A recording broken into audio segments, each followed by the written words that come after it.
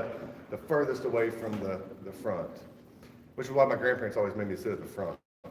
We got rewarded with donuts as youth. Do any of y'all have that where if you sat at the front, you get rewarded with something? I always liked that. For those of you who don't know me, my name's Ron Durbin, and I really appreciate you all being here. People ask me all the time, why do you do this? Why are you interested in these stories? And why are you interested in doing these things? And I'll tell you, it's very, very simple. I'm here to try to effectuate some kind of change. And as the sheriff and I just had a conversation about, sometimes I'm that dynamite that's needed to sort of break things free and loose to get something to change in a place. And I could come into a place that, say, maybe somebody who lives here locally is afraid of, hurting somebody's feelings, or is afraid of, the backlash, or is afraid of standing up for something. I don't have any of those concerns at all. Maybe I should. My wife says I should, but I don't always listen to my wife as much as I probably should. I ignore her like I do other doctors when they tell me not to do things, and I like to stub my toe on things. And at the end of the day,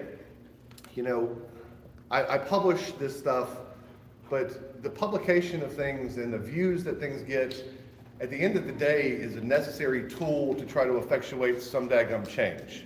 I am tired of seeing the abuse that I see from the Panhandle to the southeast McCurtain County of the state of Oklahoma. It's everywhere, folks. You are not the only county that's dealing with these problems. Wagner County would love for me to be over there, raising some holy heck. But here, there's some change that can be effectuated. And I have received so many stories from so many different people from all walks of life related to the systemic abuse that they feel like that they have suffered at the hands of various leaders in Ottawa County. And long before Leah Sanko's story came to my inbox, I was already aware of issues with the district attorney in this county, who's also over Delaware County, and I was already aware of issues with the justice system and the judicial system in this county, because I saw it and experienced it myself as an attorney fighting for clients, and saw how they behaved and saw how they treated things, and just realized that if I was a citizen, I would not want to be living under their thumbs. And so when I hear Leah's story and then all of the countless other stories that come pouring in, the question is, well, what can we do about it? And how many of y'all have seen the grand jury petitions that have kind of circulated? It's been on the news a lot. There was one for DHS, and there was one for Tulsa County. Did y'all see those stories? Yes, no, maybe? No? Okay. So in the state of Oklahoma, the citizens have the power to impanel a grand jury. And they can do that by one of two ways that a grand jury can get convened. Three ways actually. DA can do it, call for a grand jury. A district court judge can do it, or the citizens in the state of Oklahoma have the power to petition for the convening of a grand jury. Why do I bring up a grand jury when it comes to the things that we've got going on in this county in particular? It's because that grand jury has the ability to investigate everything that I've heard about. All the stories that folks have brought to me related to abuse by this person or that person, or issues in this facility or that facility, every one of those issues would be in the purview of a grand jury to investigate and make findings on and recommend criminal charges if they find them necessary. But in addition to that, the cool thing about a grand jury is they don't necessarily have to find a crime. They can find what's also called dereliction of duty, meaning that if there's a government official who's not doing their job the way they're supposed to, they can bring that kind of case against them and remove them from office. And in my lifetime in the state of Oklahoma, I saw that happen with a well-entrenched sheriff in Tulsa County. His name was Stanley Glantz. And I don't know if y'all ever heard about that Robert Bates shooting, the reserve deputy in Tulsa that shot some people. He had like no training on a gun, and he was just running around having a good time. Y'all remember that story? So how Stanley Glantz got out of office is they got a grand jury, and they found him to have been derelict in his job. And they convicted him of a misdemeanor, which is dereliction of duty, and he got booted from office. And we got a new sheriff and new fresh blood. And sometimes that's what it takes to rip out the entrenched bureaucracy that is the governments that we're dealing with in these local towns. So in order to do that, it takes a lot of work. running our mouths on social media and banging our heads against the wall as much as we like to do it. And I don't know about you, but I get a little enjoyment from knowing that I've made somebody's day bad when I find them to be a scumbag. I enjoy that. But at the end of the day, my personal enjoyment of knowing that I've made their day a little worse for what they've done to people doesn't change anything. It doesn't solve any problems. And so if we're here to solve a problem, we have to go, how can we solve the problem? What are we going to do as citizens to solve the problems that we're dealing with?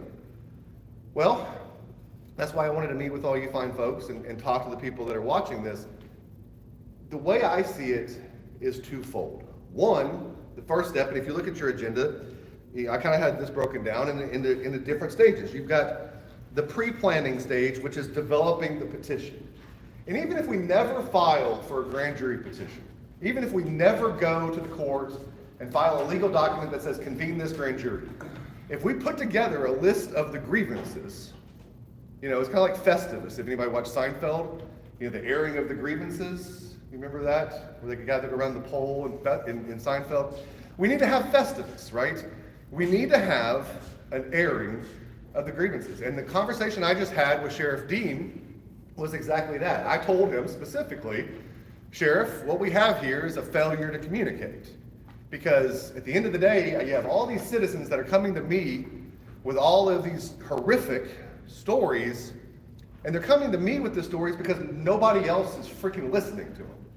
And that's why we don't have faith in our government. That's why we don't trust our elected officials, is because we don't feel like we have a voice. And so we end up on social media doing what we are really good at doing on social media, which is tearing people down. But tearing people down is only one step in the quest to a solution to the problem. If we tear people down and don't put somebody back in there and come up with a plan, then really all we've done is act like a Karen, and I don't want to just be a Karen. Although sometimes, again, it's enjoyable, but at the end of the day, the mission has to be more than that. So, in figuring out how we do that, we first come up with a list of grievances. And that's where y'all come in, and that's where the volunteer list that I put it. Now, we're going to get a website up where people can sign up that are watching this online. But we need people to help. And so the first step of that is to gather the stories, to gather the situations, to put that on paper, in writing, and to publish it so that we can say, this is what we're after. What are we going after? What are we here for? We're not just here to complain and raise holy Cain about these situations. We're here to actually effectuate some kind of change that will result in the lives of the citizens being changed in Ottawa County. If we're here for some other purpose, frankly, if I just wanted views, I could be in and out and not have to waste my time here. This is not a waste of time, though, because this is how we actually make things happen.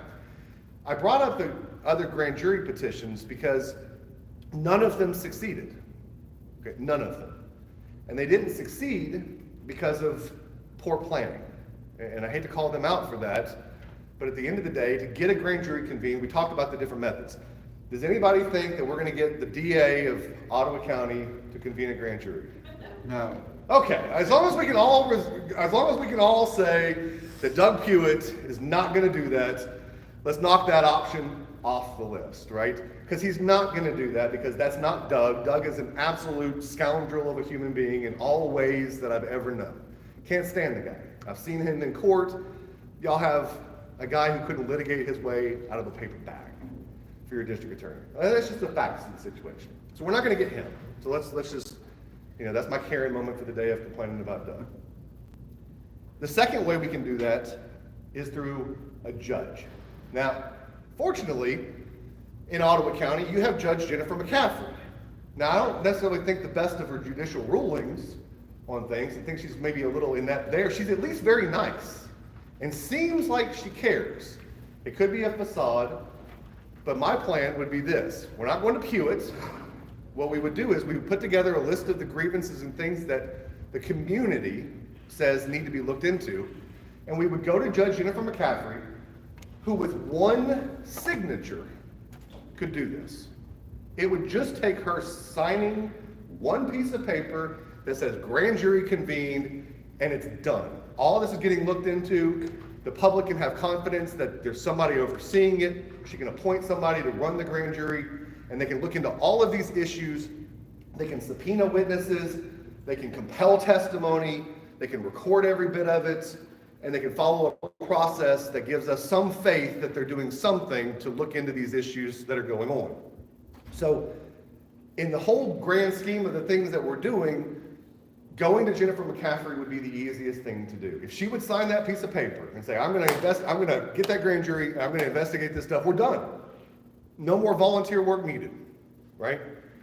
Now, I like to gamble occasionally. The Super Bowl is coming up, and if you're betting on the Super Bowl, go Chiefs.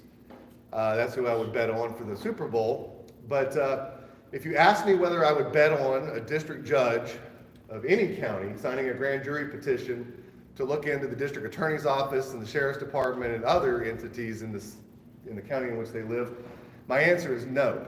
Unfortunately, people are so entrenched into the community that they build around themselves that they can't see the light at the end of the tunnel and realize, until it's too late usually, that they're on the wrong path and that they're not doing the things that they got elected to do. I truly believe that most of these politicians, Doug Hewitt excluded, run for office because they want to effectuate change, they want to help people, they want to do all those wonderful things that they talk about wanting to do. Unfortunately, how many times do we see it that once they're in office, they start shutting down listening to the people, they start, acting the way that the other people act. It's like they become part of that fraternity and the people are quickly forgotten. Do y'all feel that way, or am I just crazy? I see heads nodding. Y'all are, did we get our morning coffee? Okay, I see some people with coffee. Look, I think that option of going to Jennifer McCaffrey might be successful because I think that there's enough of you. I mean, the number of people, quite frankly, I thought maybe 5 people would show up. That's why when they called me and said, do you want to have it in the community center? I'm like, so I can talk to a completely empty room? I'd rather have kept it at the library. But more showed up than I thought. And this is for a first meeting where I said it in the middle of the day at lunch without much notice. Thank y'all for coming. It really means a lot. And this is like the first of what I hope is going to be a bunch of these kind of things to get the people together to try to go fight for the change. And we're not going to just go about it on a one-pronged approach. The grand jury petition is one thing we can do. But there's others, and we're going to talk about those. Getting back to the grand jury petition. If the judge doesn't sign it, then we end up in the situation that all of those other petitioners recently have found themselves in. In the state of Oklahoma, in order to convene a grand jury petition, there's 30,000 people, give or take, in Delaware County. Okay? I was talking to the sheriff about that a little while ago. Of those people, we would have to get about 5,000 people to sign on a piece of paper saying they want to convene a grand jury. That's a lot of signatures. At the end of the day, it's not a big number to us when we think in terms of our national debt being in the trillions and things. 5,000 is not a big number. But when it comes down to having to get those many registered voters, because there's that catch, registered voters, you have to get 5,000 signatures on a piece of paper in 90 days.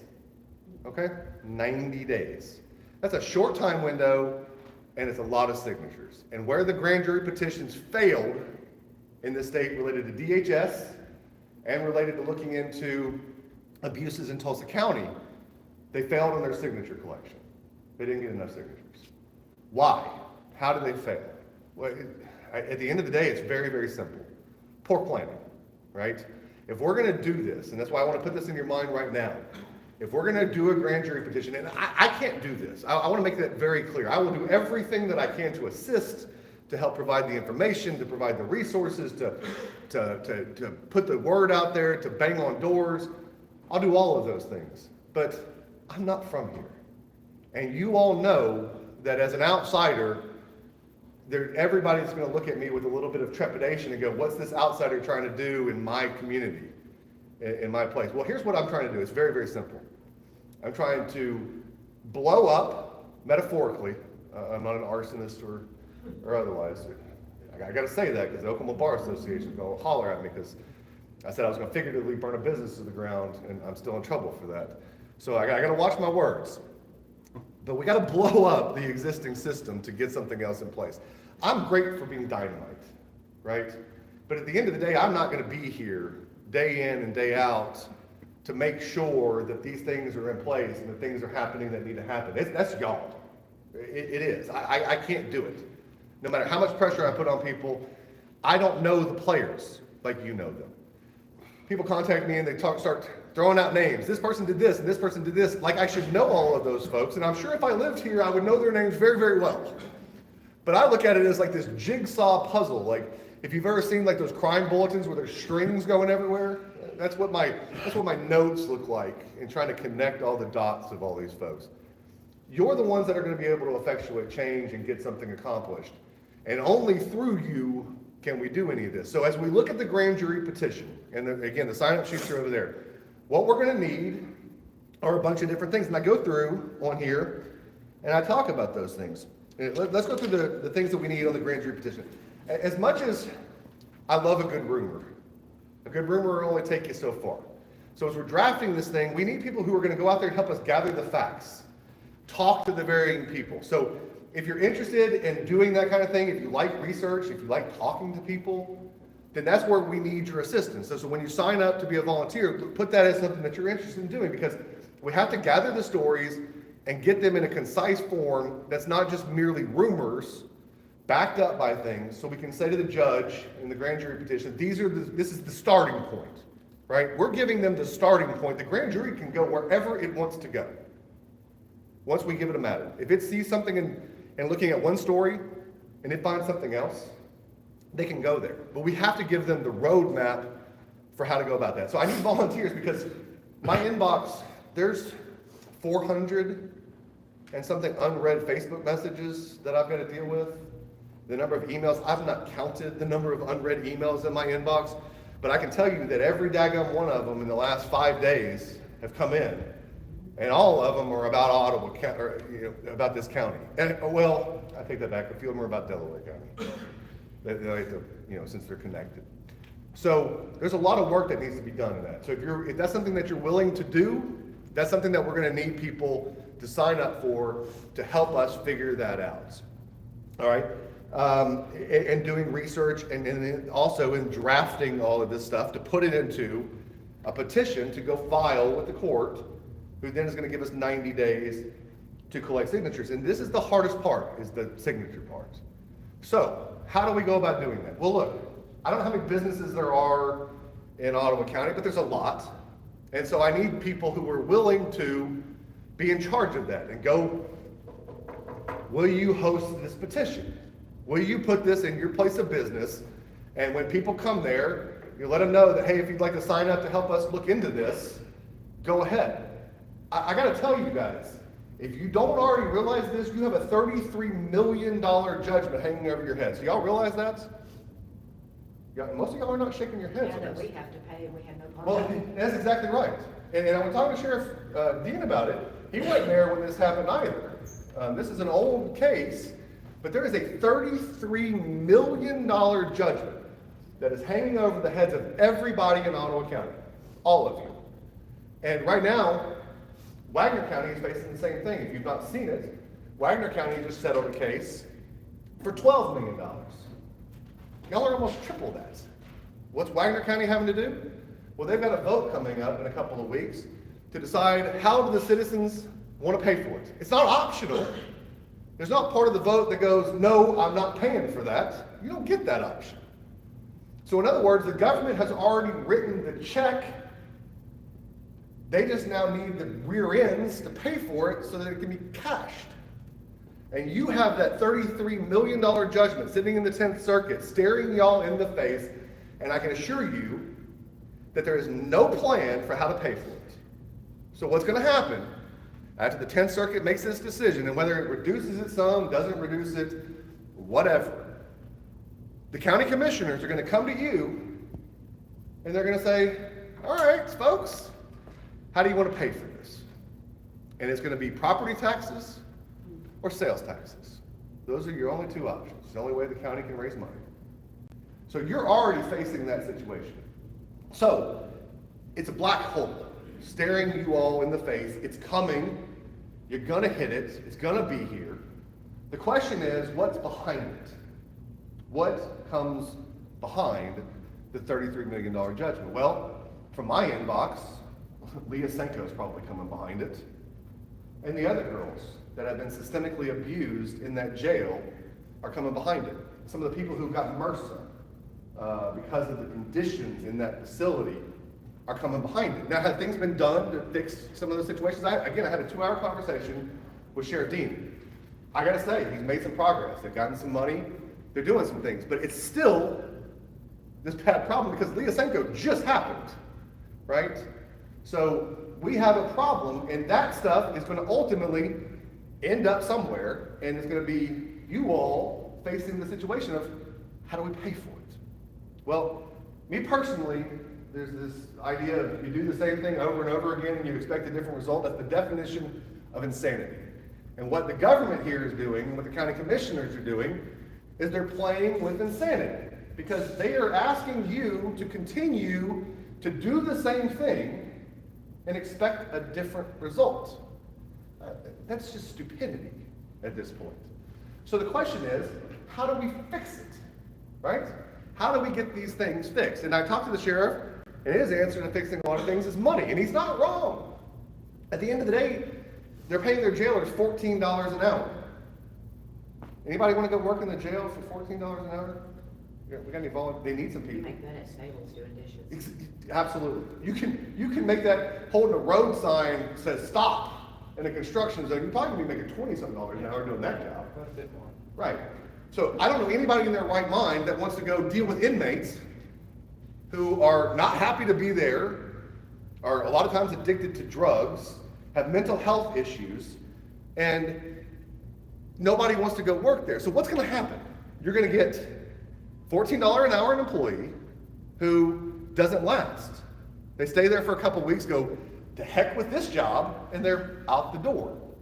So one of the ways we're going to solve the problem is by figuring out how to pay for all of that stuff.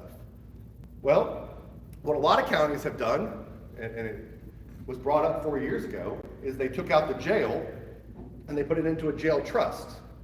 And the jail trust was not managed by the sheriff's department. Well, folks, that's the best thing that could ever happen to this county is if we can get that jail out from the sheriff where he doesn't feel like his budget's going to be slashed to heck for men and women on the streets, and he doesn't have to have that headache at the jail, and we have somebody that's responsible for that only answers to the jail. How many times do we hear from sheriffs, that officers and sheriffs in the state, well, I'm trying to manage the jail, I'm trying to manage 3,000 square miles of property in the county. How can I do it all? I can't do it all with the money that you're giving me. They're not wrong. They're not. It's the old saying, you can, full-ass one thing or half-ass many. You got to focus your attention. And for a sheriff, what do we want them doing? We want them out there protecting the community, right? Let's pass off the jail to somebody else. Well, how do we get that done? We get that done through the county commissioners. We get that done through forward thinking of, hey, we go to them and say, you got a $33 million judgment that's coming. You got all these issues that are going to result in more judgments against us, or at least the potential of them. Expensive to defend litigation, and we're not doing anything about it. Here's what you need to do about it. Here's proactive steps that need to be done. So as you're looking to sign up and looking for the things that you can do to help, that's another area that you can help, is by working on these different issues, by going and getting the petition out there, getting the list of the airing of grievances out there, and let's get them to do their job, or let's get them out of here, right? They're either there to help you or they're there to, get a little ego boost. And at the end of the day, there's far too many ego boost folks and not enough, want to get down to brass tacks and go, how can I solve this problem? We need more of the latter and less of the former.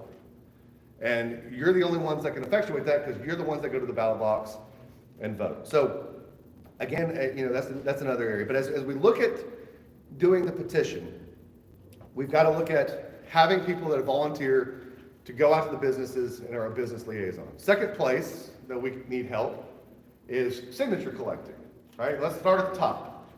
You got to have somebody that's managing all the signature collectors, right? Because at the end of the day, if I go one place and Chris then follows me up and goes to the same place to collect signatures, that was a waste of time, right?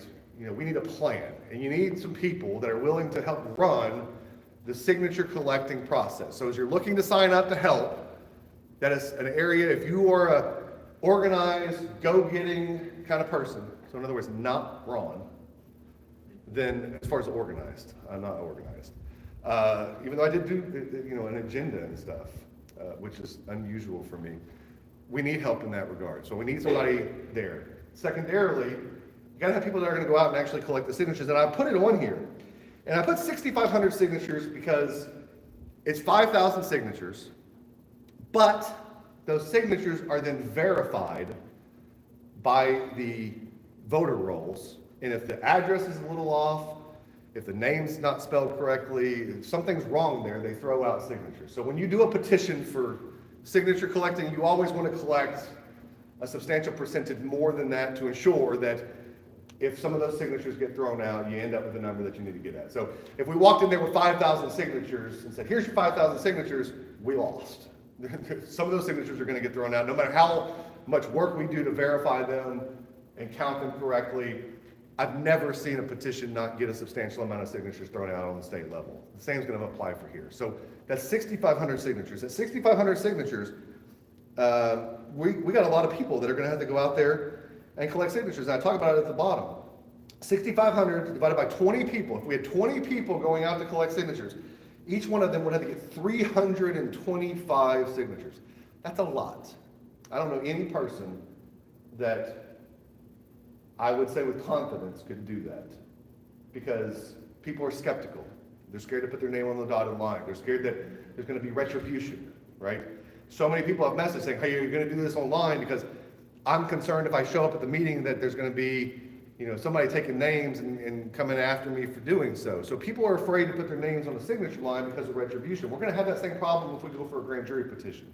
So it's not going to be easy, is my point. Not much in life worth having is that easy, I don't think. And so the question is this worth doing? I don't know. That's something we're going to have more talks about and figure it out, because this is an involved process. And again, the failures that have happened for the other petitions is by not having all this stuff figured out beforehand. We have an infinite amount of time to go file. We can go file tomorrow, we can go file in 90 days, but whenever we file and the judge approves it, we have 90 days to collect the signatures. So the best thing that we could do is to have that plan in place, to have these volunteers lined out, ready to go, signature collectors. Additionally, and I put the math in there, people don't think about the fact that there is cost to this. You have filing costs like $500. You have service of process fees, how many other people we serve. I don't know how many people we're going to serve with this grand jury petition. I don't know how many people we're going to name that we say has committed some act, which is either dereliction of duty or a crime. I don't know those numbers yet. But for every one of those people, you figure $100 to go get them served. That adds up quick. Additionally, every one of those packets has to have the entire petition stapled to the signature page.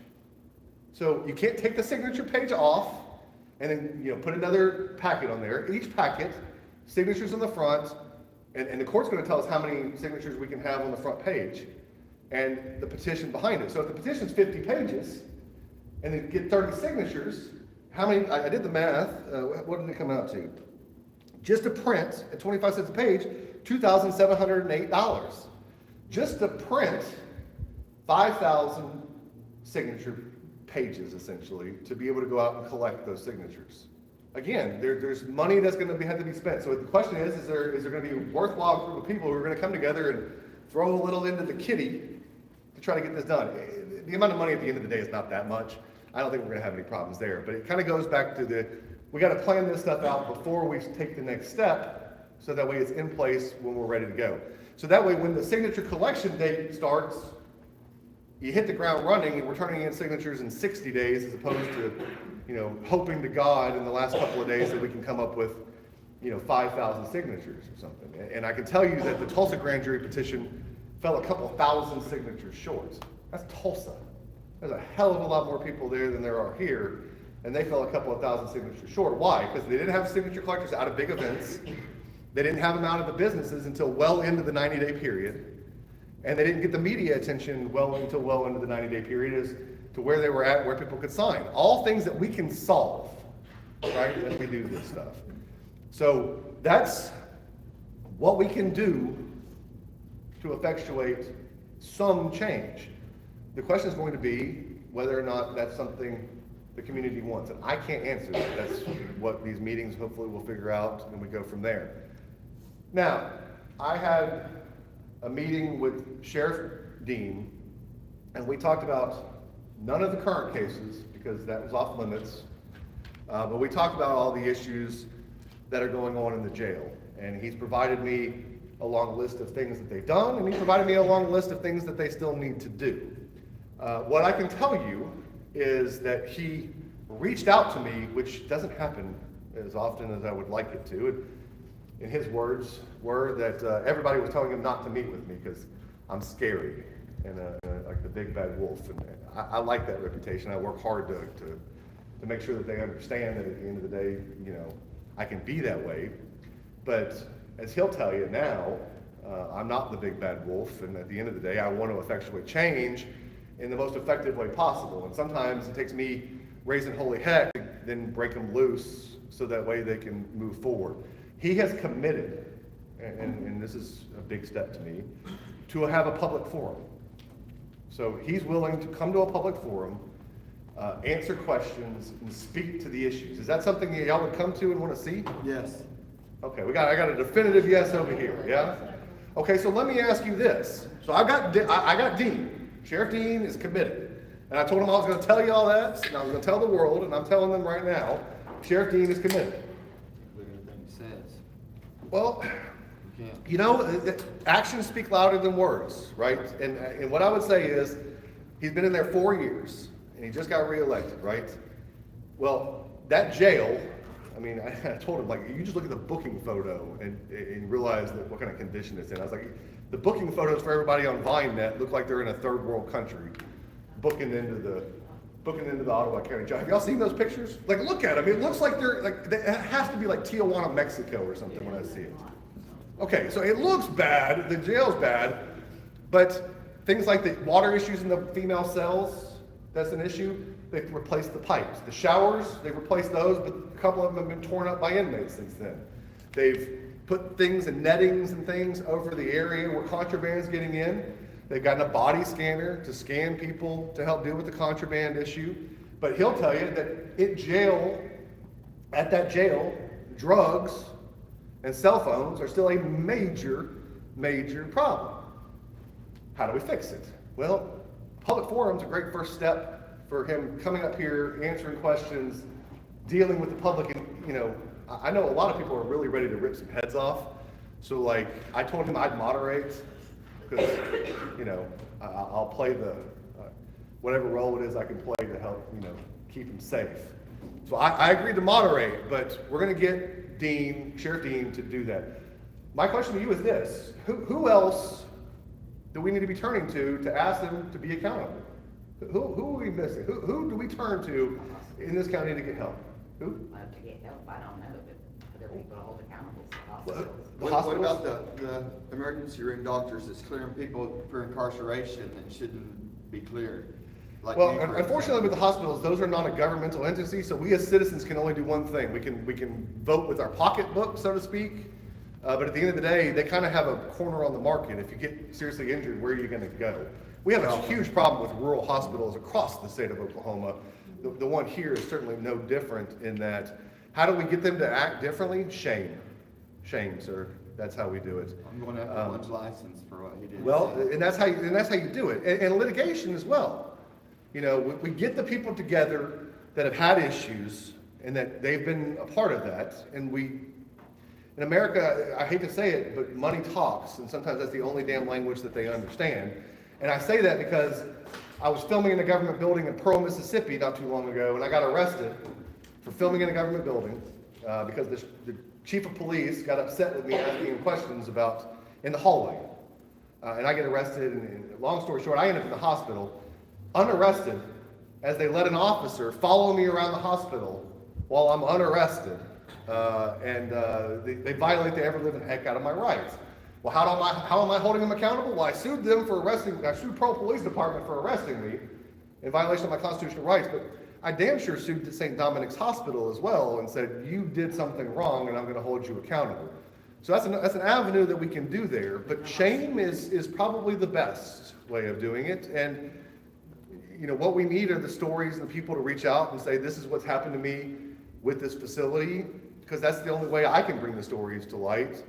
And we The can. police department and the hospital, they work hand in hand with each other, and I can tell you that firsthand. No, you can read Leah Senko's police report Oh, I can tell you. and the arrest report, and you realize that. A woman goes there to the hospital for help, and she ends up on a ventilator, in whatever condition she's in today.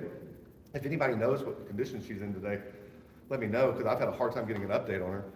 But it started because she went to a hospital for help, right? I watched a video last night. I don't know if anybody watches The Civil Rights Lawyer on YouTube, but a woman went to a hospital in that video because she was, the family member brought her there because she was having a schizophrenic break from reality. And instead of helping the woman, the cops arrest her, and in the process, they literally snap her arm in half. And by bending it the wrong way, and then still handcuff her with it the wrong way.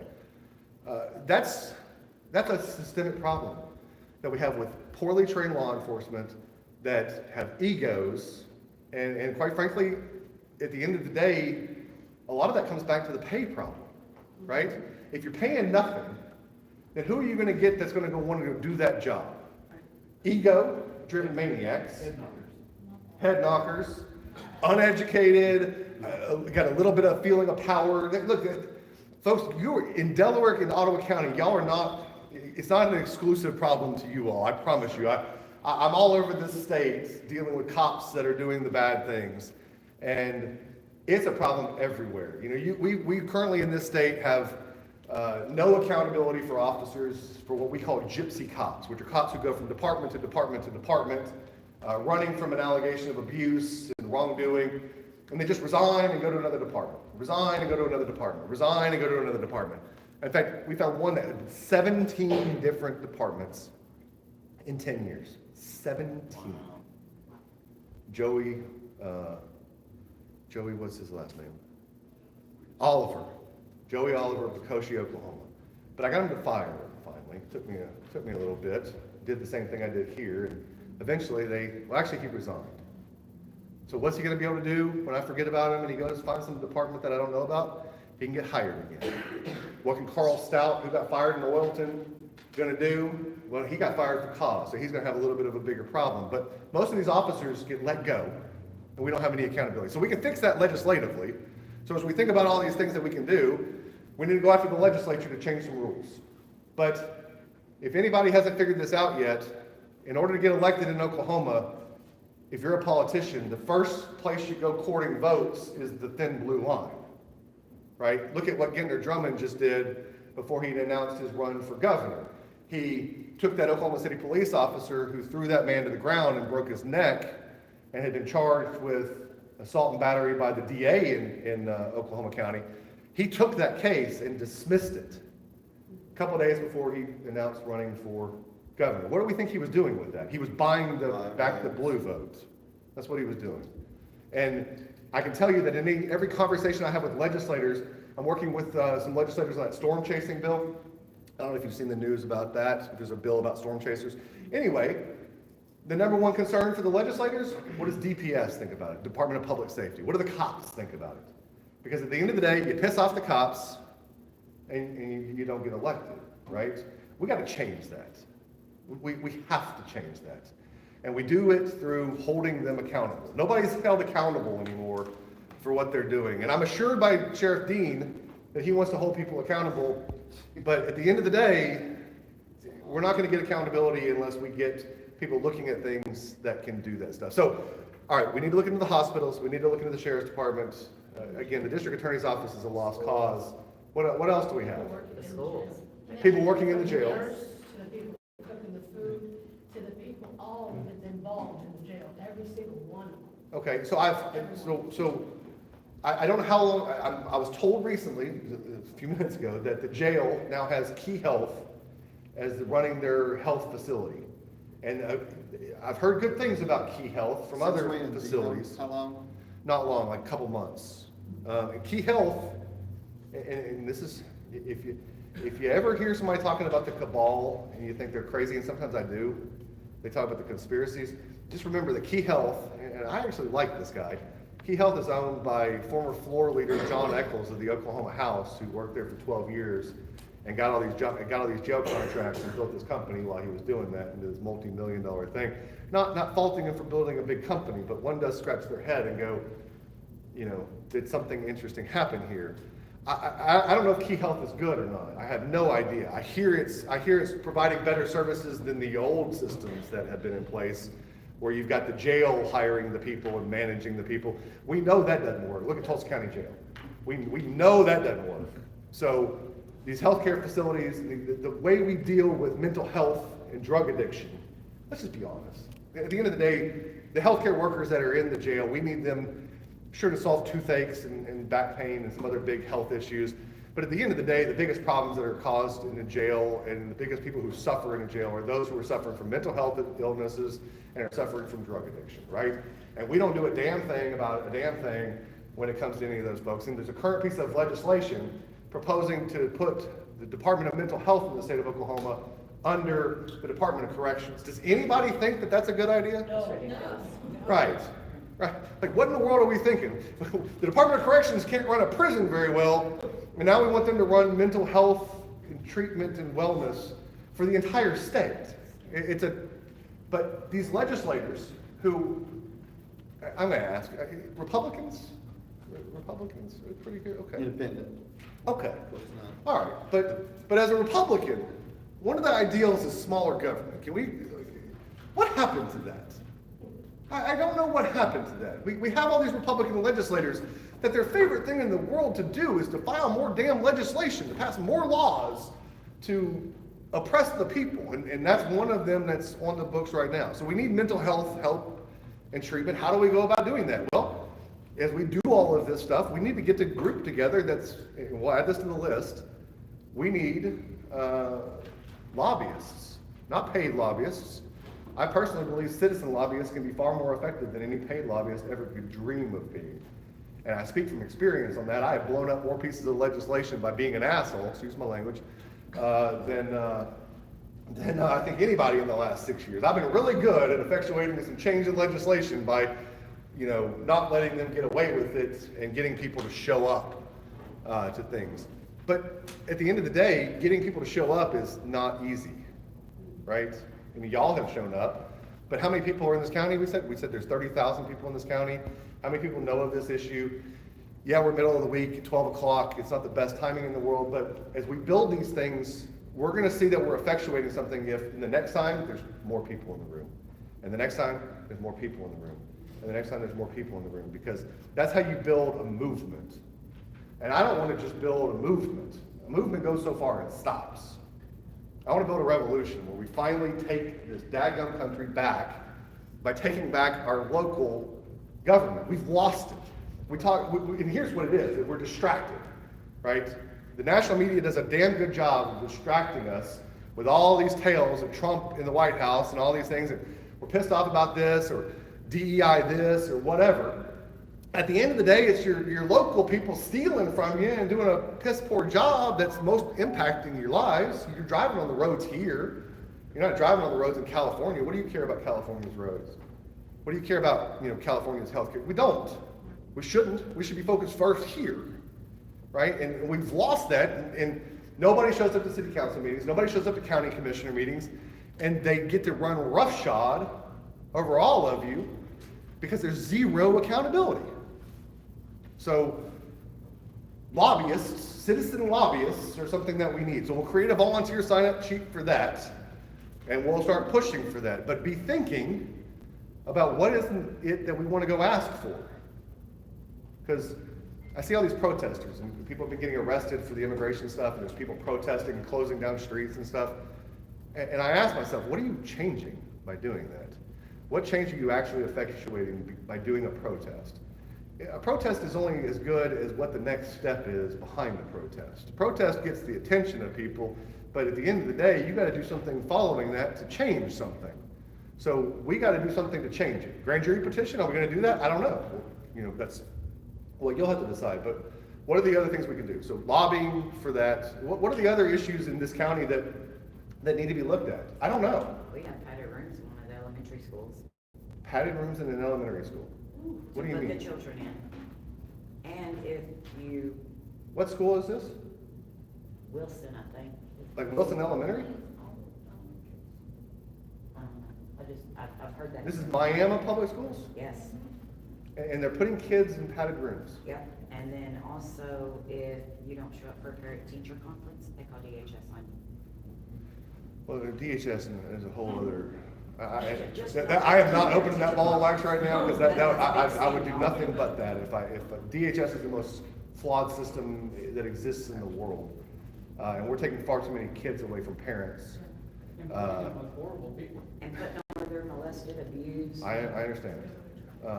But let's focus on this county. What can we go to the county commissioners and say, we need this to change? What can we go to the leaders of the city of Miami and say, this is what we need you to change to make this a better community? Where are the issues in that regard? We got the jail, we got all these things we talked about. Are there places that I'm missing? Yeah. Okay, so I had a conversation about this. I brought that up to Dean, to Sheriff Dean. Look, there are so many people that are incarcerated. And how many of y'all saw the kid who was arrested and was in there for tobacco? Yeah. Did you see that? Okay, news update, one, he's not there anymore. So whoever's raising money for that, saying he's still in there, he's not. I just checked. I was gonna bond him out if he was. He was in there for failure to pay on City of Miami charges for possession of a youth of tobacco. So he wasn't arrested for the tobacco. He was arrested and put in jail for failure to pay money related to his prior arrest by Miami for that. So he was on a Miami bench warrant. How old is he? His wife, 18.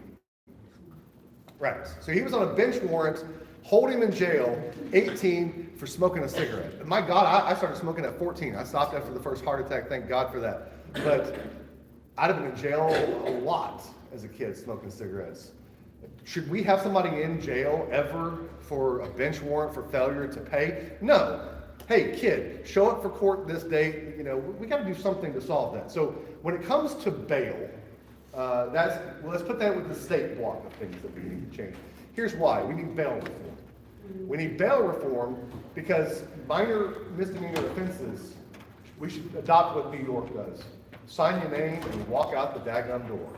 Because at the end of the day, I made it! you made it. At the end of the day, bail reform, and I got Sheriff Dean to agree with me, having people in jail for low-level offenses takes your attention away from the other people who you really need to be paying attention to. So yes, we need to solve bail in this country, but this state is ridiculous. Well, something's got, I'm sorry, sir? It runs up the cost for absolutely. Absolutely. It's killing the taxpayer. Well, it absolutely does. And going along those lines, misdemeanor DUI, for example. Let's just use misdemeanor DUI, for example. I hate DUI.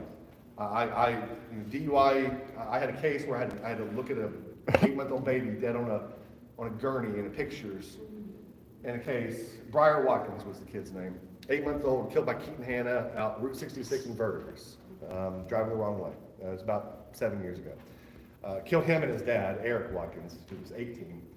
Left Ginger Watkins, the mom, alive to suffer for the rest of her life for having lost her husband and her 8-month-old baby, at the snap of a fist. So I hate DUI. Let me preface with that. I use it as an example because it gets a lot of people, all right? And when you get that situation, you go to jail, you get a $1,500 bond. So you're out $150 at least to the bail bondsman. Then you got to hire a lawyer. The lawyer's going to be $1,500 to $5,000, right? Depending on what lawyer you go. Newsflash to everybody: they all get you the same damn deal. Okay? I'm sorry, but for the most part, if you're pleading guilty, the $500 lawyer and the $1,500 lawyer and the $5,000 lawyer, it's the same stuff. If you're a youthful offender, you're going to get 18 months deferred sentence. You're going to go do the victims impact panel. You're going to do a drug and alcohol assessment, follow all recommendations. We know what's going to happen. We know what the standard deals are in those situations. So we could reform the entire criminal justice system by saying, hey, look, we know what we're gonna deal with and how we should deal with these certain offenses. First level offense, drug possessions, things like that. Why not create a system where they're able to do that and without having to suck all their money to go to people that really aren't doing anything for them? I mean, how many times do you see go to a courthouse and out in the hallway, you see that lawyer sitting there in the chair filling out paperwork in the hallway, right? You seen that happen?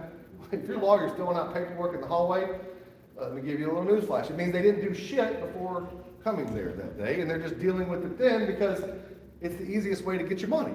Just figure out a deal while we're there, write it down on a piece of paper, and there you're off. You think you're getting good representation there? No. So why can't we remove that as a part of the system, right? One of the things, and I ask you about this, one of the things that was brought up was we need to sort of take a reverse step from 780 and 781, which were the reforms related to drug possession and theft. We went from $500 being a misdemeanor to $1,000 being a misdemeanor. Law enforcement would argue a lot more people are stealing now because it's $1,000 and it's easier, it's just a misdemeanor. And a lot of people are doing more drugs because it's just a misdemeanor. I don't know what y'all think about that, but that's an argument as to something that's gone the wrong way for criminal justice reform. Do we need to fix that? I don't know, but it's something we should be certainly looking at. And looking at how can we take these people who are getting arrested for these things and go, what's the predicate cause of this recidivism? Are they continuing to steal because they're addicted to, fentanyl? If that's the case, well, breaking them of the fentanyl habit seems like the more cost-effective thing to do than continuing to use them, put them in the criminal justice system, which is not designed to help people like that. And frankly, mental health in the jails is never going to be what it needs to be to solve the problem that we have in this country. It's just never going to be there. So how do we solve that? Well, that's something that we need to look at and advocate for, on a state level. Yes, ma'am. I learned in Fort Smith, they have this, what they call community, or not community, but a crisis unit that works with the police, and instead of taking people with mental health problems to the jail, they get set up with this crisis unit, and I was wanting to actually get involved in that. They do that in Colorado. I talked to a Yeah, policeman Tulsa too. about it, 2 days ago or something. They said, get with the sheriff or. Yeah, so I live in Tulsa, and there's something called COPES, is what it's called in Tulsa. COPES is like, if there's a mental health issue, either the police or the people can call COPES, and COPES comes out and sends, a couple people to help and try to figure out that situation and keep them out of the criminal justice system. Right. So that's definitely something that could be done. Yes, sir. The process here is the police department has an iPad. We have a mental health issue, we call the director to be on call, Grand Lake person. The Grand Lake person will handle that person and whoever else is there Okay, has it been effective? on site. Has it been effective? My opinion is, Okay, so you're saying that system is already in place for Grand Lake Health, and I'll tell you, Sheriff Dean did mention that Grand Lake Health was providing some services to the Sheriff's Department in that regard as well. It sounds like we need to look into that and push forward. Thank you for that, sir. What other issues here, local issues, is it that we need to look at? Is that it? Yes, ma'am. I noticed ever since Mr. Stocks, the manager of Walmart, after he passed away, there was a time and age, Miami PD, and people stole from there, they wouldn't even bother with it. And then as soon as I'm so mixed up with all these names. After the Walmart manager passed away, they went on with the AI, and their AI, and now they'll chase you down to your house, say you stole some batteries. They'll chase you down to your house and beat you until they get the batteries back. You know what I'm saying? Like, they're like. And you're saying that the Miami Police Department is facilitating that? Well, before the previous manager passed away, they wouldn't even mess with Walmart and stuff. And all of a sudden, as soon as the manager passed away, every 5 seconds they're out to Walmart for stealing. This has just recently happened in the past year. Everybody, their uncle, like one of the city employees that worked in here was skip scanning, like 25 times they got it. There's several city employees that have been picked up for shoplifting at Walmart also recently. Okay. They're using major AI for that, for the Walmart thing. I just wanted to bring that up. Okay. So when it comes to, look, Walmart, Dollar General, all of them have bad theft problems. It's run rampant. I mean, I was in Colorado 6 months ago, 5 months ago, whatever it was, and I was in a Walgreens, and I was talking to one of the employees about their theft problems and stuff, because I was walking around and the shelves were sparse. And I was like, "Are you just not restocking?" They're like, "No, it just goes out the front door." And I said, "How often?" She's like, "Every 10 minutes." And I'm like, "You gotta be joking me." She's like, "No, just stand here and watch, and you'll see people stealing and just walking out the door with stuff." I sat there for 3 minutes and saw somebody that filled up bags of stuff and just walked on out the door. So we gotta do something about the theft problem, because I would agree with it in this regard. One, we can't excuse theft. That's not something we can do. I don't think the reversing of criminal penalties from $1,000 or from $500 and up to $1,000 now, and letting people steal up to that much and be a misdemeanor, I don't think that works. I think we got to do something where subsequent offenses need to be more heavily penalized, because what we're currently doing isn't working. So that's a state thing that we need to add to the list of state things we need to go after, is fixing that. And at the end of the day, I think Walmart and others should be paying, and I'll talk to the Miami Police Department about this issue, but Walmart and them should be paying for these officers to be there all the time. Oh man, they make it a top priority. They make theft a top priority here right now. People are stealing hamburger because they're hungry. You see what I'm saying? I understand that some people are stealing because of that, but again, having been to places and then seeing the street markets, because again, I went to Aurora, Colorado, which is just outside of Denver, and I saw the theft going on, and then at night I saw the street markets where all the stolen goods were displayed on a sidewalk for people to buy. They weren't stealing to feed their family. You know, they're not stealing nail polish and things like that because they're hungry. They're stealing that to go resell it. So we got to do something about that. But the use of Miami Police Department's resources to go help Walmart out, if Walmart's not paying them for that, then that's stealing resources for them to go do something else. And I can follow up on that by having a conversation with the Miami Police Department. So I will do that, and I'll report back on that issue. Is there anything else that I'm not thinking of? Yes, ma'am. Well, getting back to the addiction, because I'm actually 4 years in October this year clean. Congratulations. And I was very, very, very bad junkie, I mean, to be honest. I understand. That's what it is. But, there's nothing for women here. There's nothing for, you know what I mean? In terms of like drug treatment? Rehabilitation, and they don't wanna leave out of county, Right. nothing I know about. I personally am in sober living right now, and they've just opened Here? all three of us came from the That's same house. They just Awesome. opened it. Thanks for being here. Yeah, So we're doing recovery. What's it called, Renew Recovery? Yeah. Okay, Yeah. okay, so we need to support more local help for addiction recovery and things like that. Look, I have a success story, not Ginger Watkins, Ginger was the other. I have a success story from an attorney. I met Andrea Murray is her name, and I can use it with her permission. But she was heavily addicted to drugs, had somebody steal her drugs, was methed out of her mind, and beat up this person who stolen her drugs. And I got her when she'd been charged and been running from the state for years. She'd been on the run, and her kids were, one was with one grandma, one was with another grandma, and she was just a strung out mess when I met her. She got into a sober living facility in Tulsa after she did a year and a half in jail for some stuff she needed to go do some time for. She needed that, and she had immediately upon getting out, she had a relapse, and we ended up in front of a judge. I'll never forget this, and I don't know how, but I bought time is what I did. I just kept buying time, going, okay, you've got to get treatment, you've got to get a job, you've got to do all these things, because otherwise this judge is going to send you back to jail for the rest of your sentence on an app to accelerate or revoke, because she was on probation. And somehow we convinced the judge to do that. I don't know how, but we convinced the judge to not pop her for the pills that she got caught with. She'd been in the halfway house, she was in a sober living facility.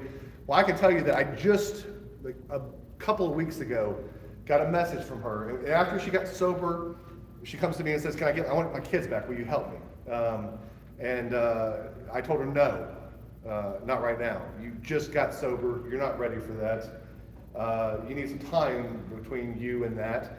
She comes back to me after some more time, and we go get her kids back. She's got both of her kids back, and she just got Governor Stitt to issue her a pardon for that prior criminal act, so she gets that felony off of her record. She just got a pardon from Governor Stitt for that. We can fix people. She's got her kids back. She's living a productive life. She's an amazing person. And she came from being an absolute, you wouldn't want to have dealt with a junkie. And I don't know why in God's name I helped her. I don't. It wasn't because she paid me, because she didn't.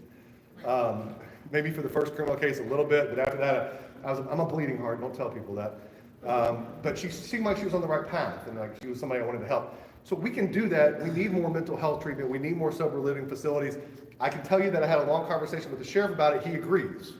The question is, how do we do it? Well, part of the answer to that is we got to get the county commissioners and people to reallocate how they look at things. You know, do you put more? At the end of the day, it's money. You're absolutely right. Are we going to put money? Are we going to use the money to put people in jail? Or are we going to use the money to treat people to keep them from going back to jail? I for one, am on the let's spend it more effectively, because keeping them out of jail is going to save ultimately taxpayers money in the long run. So that's something we need to work towards and solve. How do we solve it? Again, we need people like the county commissioners to do that. So as we move forward, understand that I'm going to be putting out a lot of posts that say, hey, there's a county commissioners meeting on this date. I'm going to be going, and they ran from me the other day.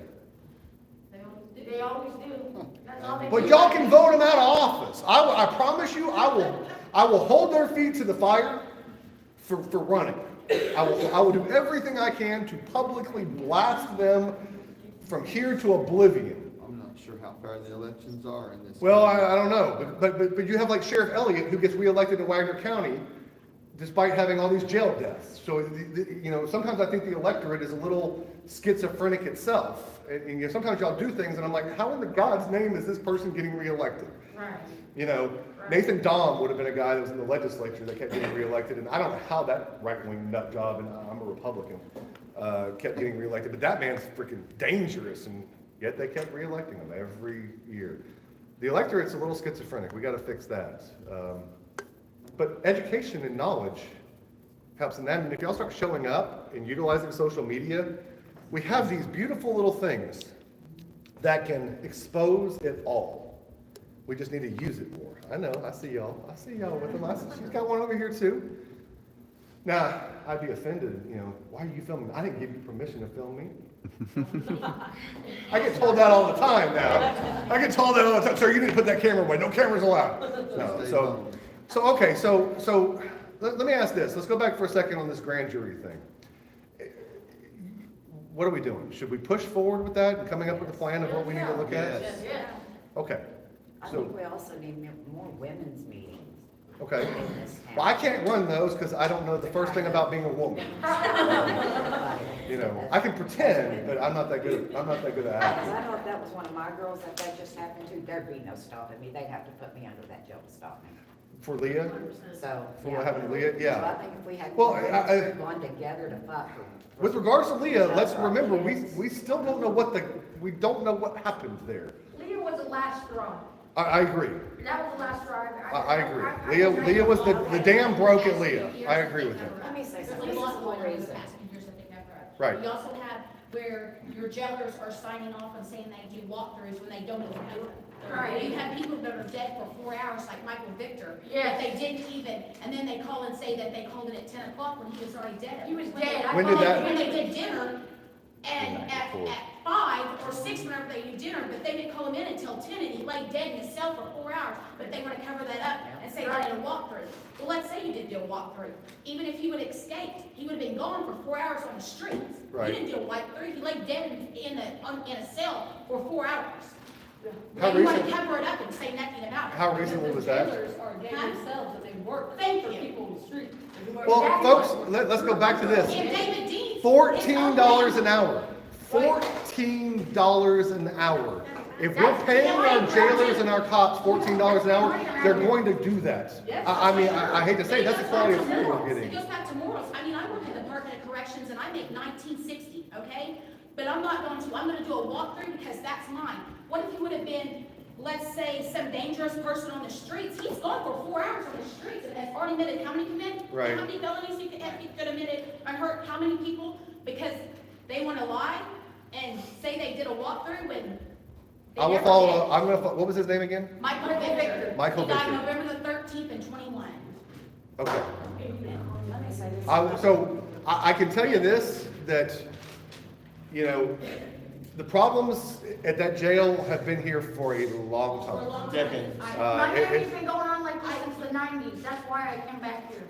So I'm gonna go back to the whole definition of insanity is doing the same thing and expecting different results. If we keep paying, what did the sheriff make? $65,000 a year? 55. The sheriff of your county, Sheriff Dean, makes $55,000 a year. Everybody else in that department makes less than him. The chief was making 100,000 here. I'm not talking about the chief of Miami. I'm talking about of the sheriff's department. He makes $55,000. So what we're gonna have to do, if we wanna change this, and it's gonna have to be you showing up, because again, I'm annoying, but I'm one person, is we're gonna have to go to the legislature, and we're gonna have to get more money for these. And this is I gotta tell you, for me personally, this is a scary thought of giving more money to the guys with guns. I struggle with that.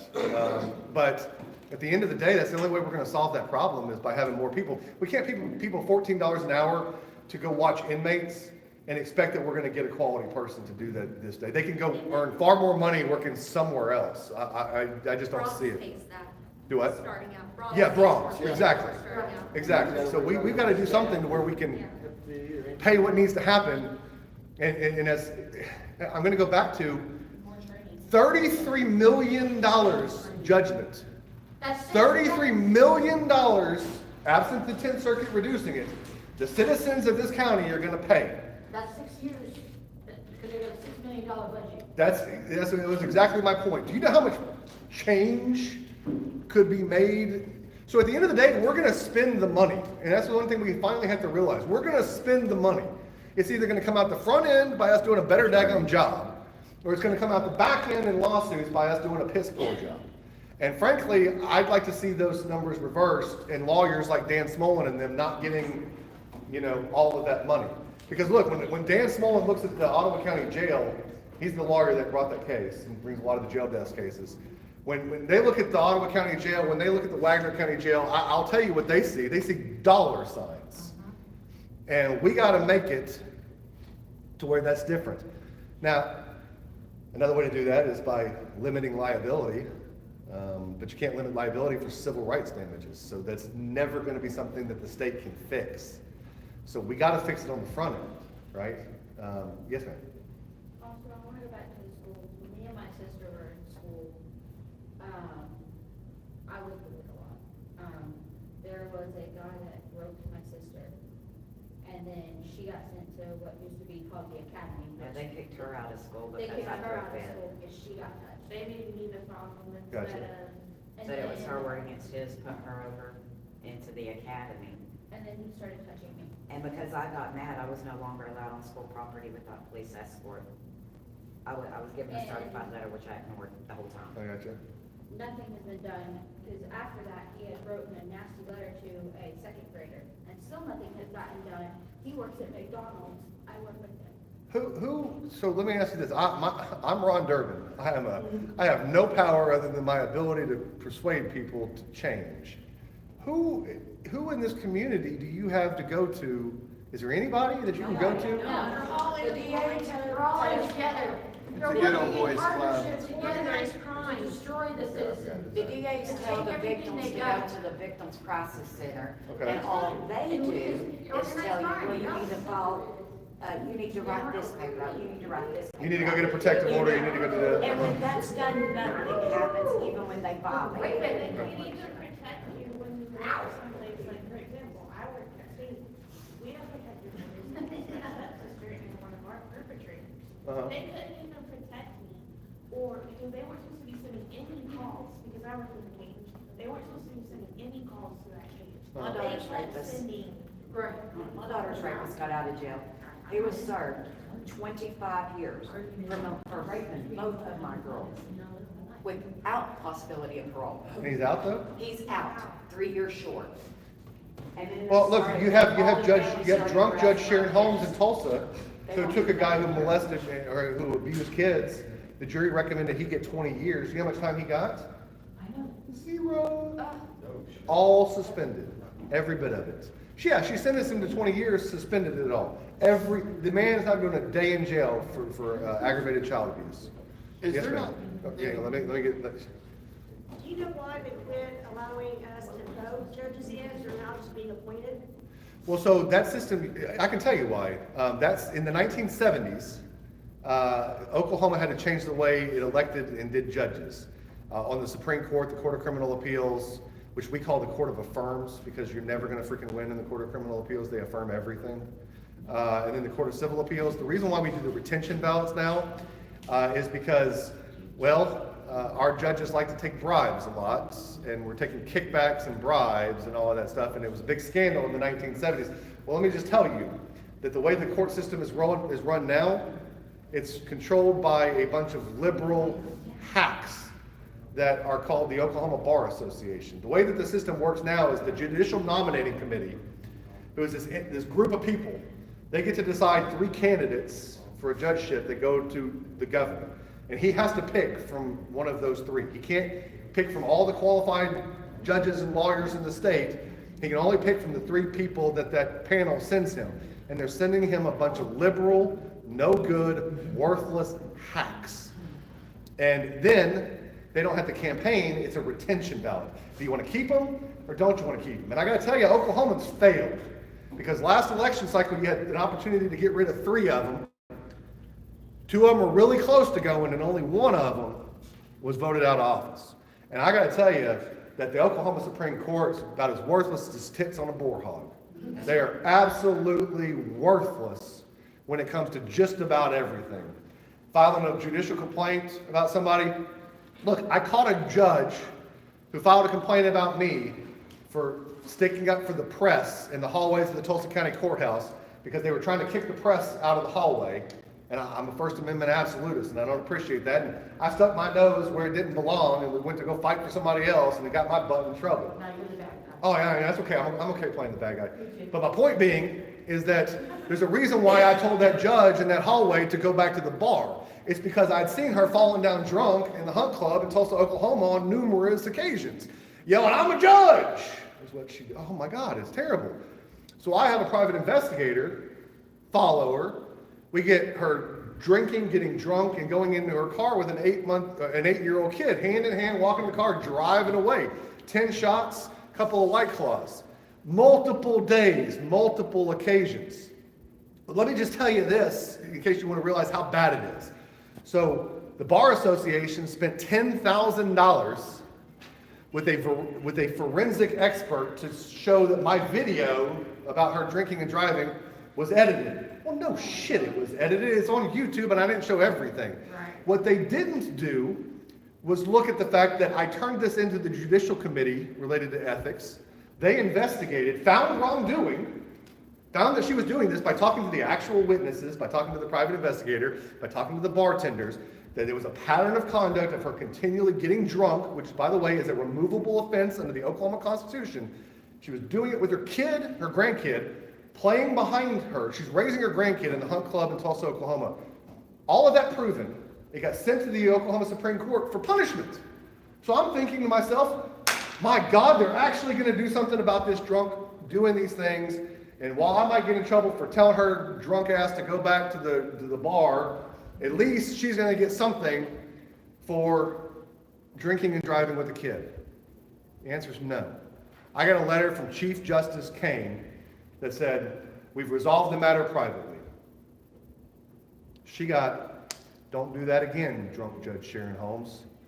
That's the system that we live in. That's why there's no accountability for this. You want to know why you have bad judges? Y'all got a judge on your bench here that I've seen do more meth and coke than I care to think about. Yeah. I went to law school with him. That's been going on for 40 I went to years. law school with the guy. You want to talk about a drug addict? Let's go have a conversation about that. Look at his face. His gaunt, sunken in face. You'll know who I'm talking about. Go look at the court. Go look at the judges for this county and look for the guy that has the sunken in face and go, there's my drug addict. But you got him on the bench. So we have far bigger problems than that. When you come to like, why can't we do something about it? It's because the system that they put in place is worse than what they were dealing with before. Because now they are not accountable to run for the people for their positions. Now they get put together by this judicial nominating committee. The governor gets hamstringed into picking from one of the three, and they're there until the voters remove them. And that ain't easy, because who spends money in a removal effort? The only reason why it happened this last time is because after Roe v. Wade was overturned, they allowed abortion again in this state under the Oklahoma Constitution, saying that you have a right to privacy and therefore can abort a baby in Oklahoma. That's the only reason why that money flowed into that election. Is it going to flow into the next election? Probably not. So education and educating people is the only way that's going to be solved. And again, I ask this question, who in this county can you turn to for help? No one. Well, then y'all got to figure, then who can, then the next question is, who's going to find people that are willing to run for positions that are going to be accountable to the people? Because that's the only way to fix this problem. And I can't fix that. I can't fix ran out of that. town at my 2-year mark because I was gonna start running for something, and I ran out of town on all levels with government on it. It's one of the stories, but, this man right here, you guys can always turn to this man. If you guys go to jail, get a hold of him. He has been beat up by the Miami PD. He actually put in a case against them, a suit, which I just noticed that it's been dismissed with prejudice. I'm not a lawyer, and everybody thinks I'm a lawyer. I'm not. I'm a First Amendment activist. I film the police. This man right here turned his whole life around after getting his ass beat by the police. They laughed at him. They knew who he was. They ripped him out. They planted dope on him and everything. And now he's running a sober living house. Awesome. I say, give this man the key. What's the name of the sober living house? My house. My House is what it's called? Very cool. Yes. Is there a website? They're working on it. Working on it. Okay. You get that to me so I can share it out. It's for women, so we want to start one for women. We got to do something for the women. So how, at the end of the day, I can only control what I do. So how can I help? You have helped so much already now. Okay. Exposing them, grant This writing. stuff right But exposing does only one, again, that's one step. So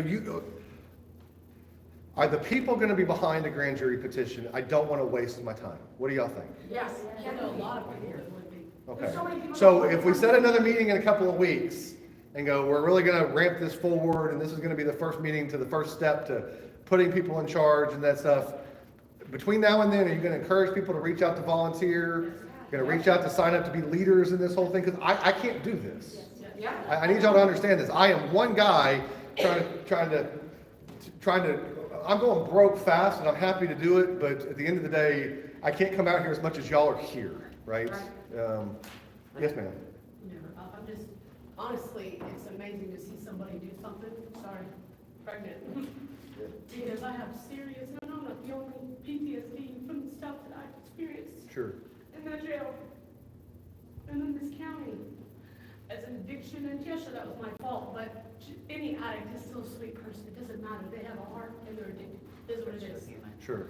And so just someone caring enough to share a post and come down here is amazing to me. Well, but that's not going to change And anything, I'm so gonna, we got to I'm do gonna something. continue to do whatever I need to do Okay. to help this. Well, I'm going to take the next step on the thing. Again, I thought maybe 5 people would show up. The fact that it's 3 or 4 times that number is I'm pretty happy with for a Thursday at A noon. lot of people are sick and can't make it because they got kids at home. I told Sure. them, I'd be willing to go around to people's houses and bring a petition if we needed to. Yeah, and we'll put all that in there, but the whole thing is that we got to get the plan in place so that way when we go file it, it's like everybody. I want to see like everybody, like we're at the courthouse and we file it and it gets that file stamped, and like it's just like all these people just suddenly go all these different directions because they know where they're going, they know where they're taking it. They're taking it to the businesses, they're taking it to get all the signatures that they know people have already messaged them. That's the way we're going to get something done. And I will tell you this.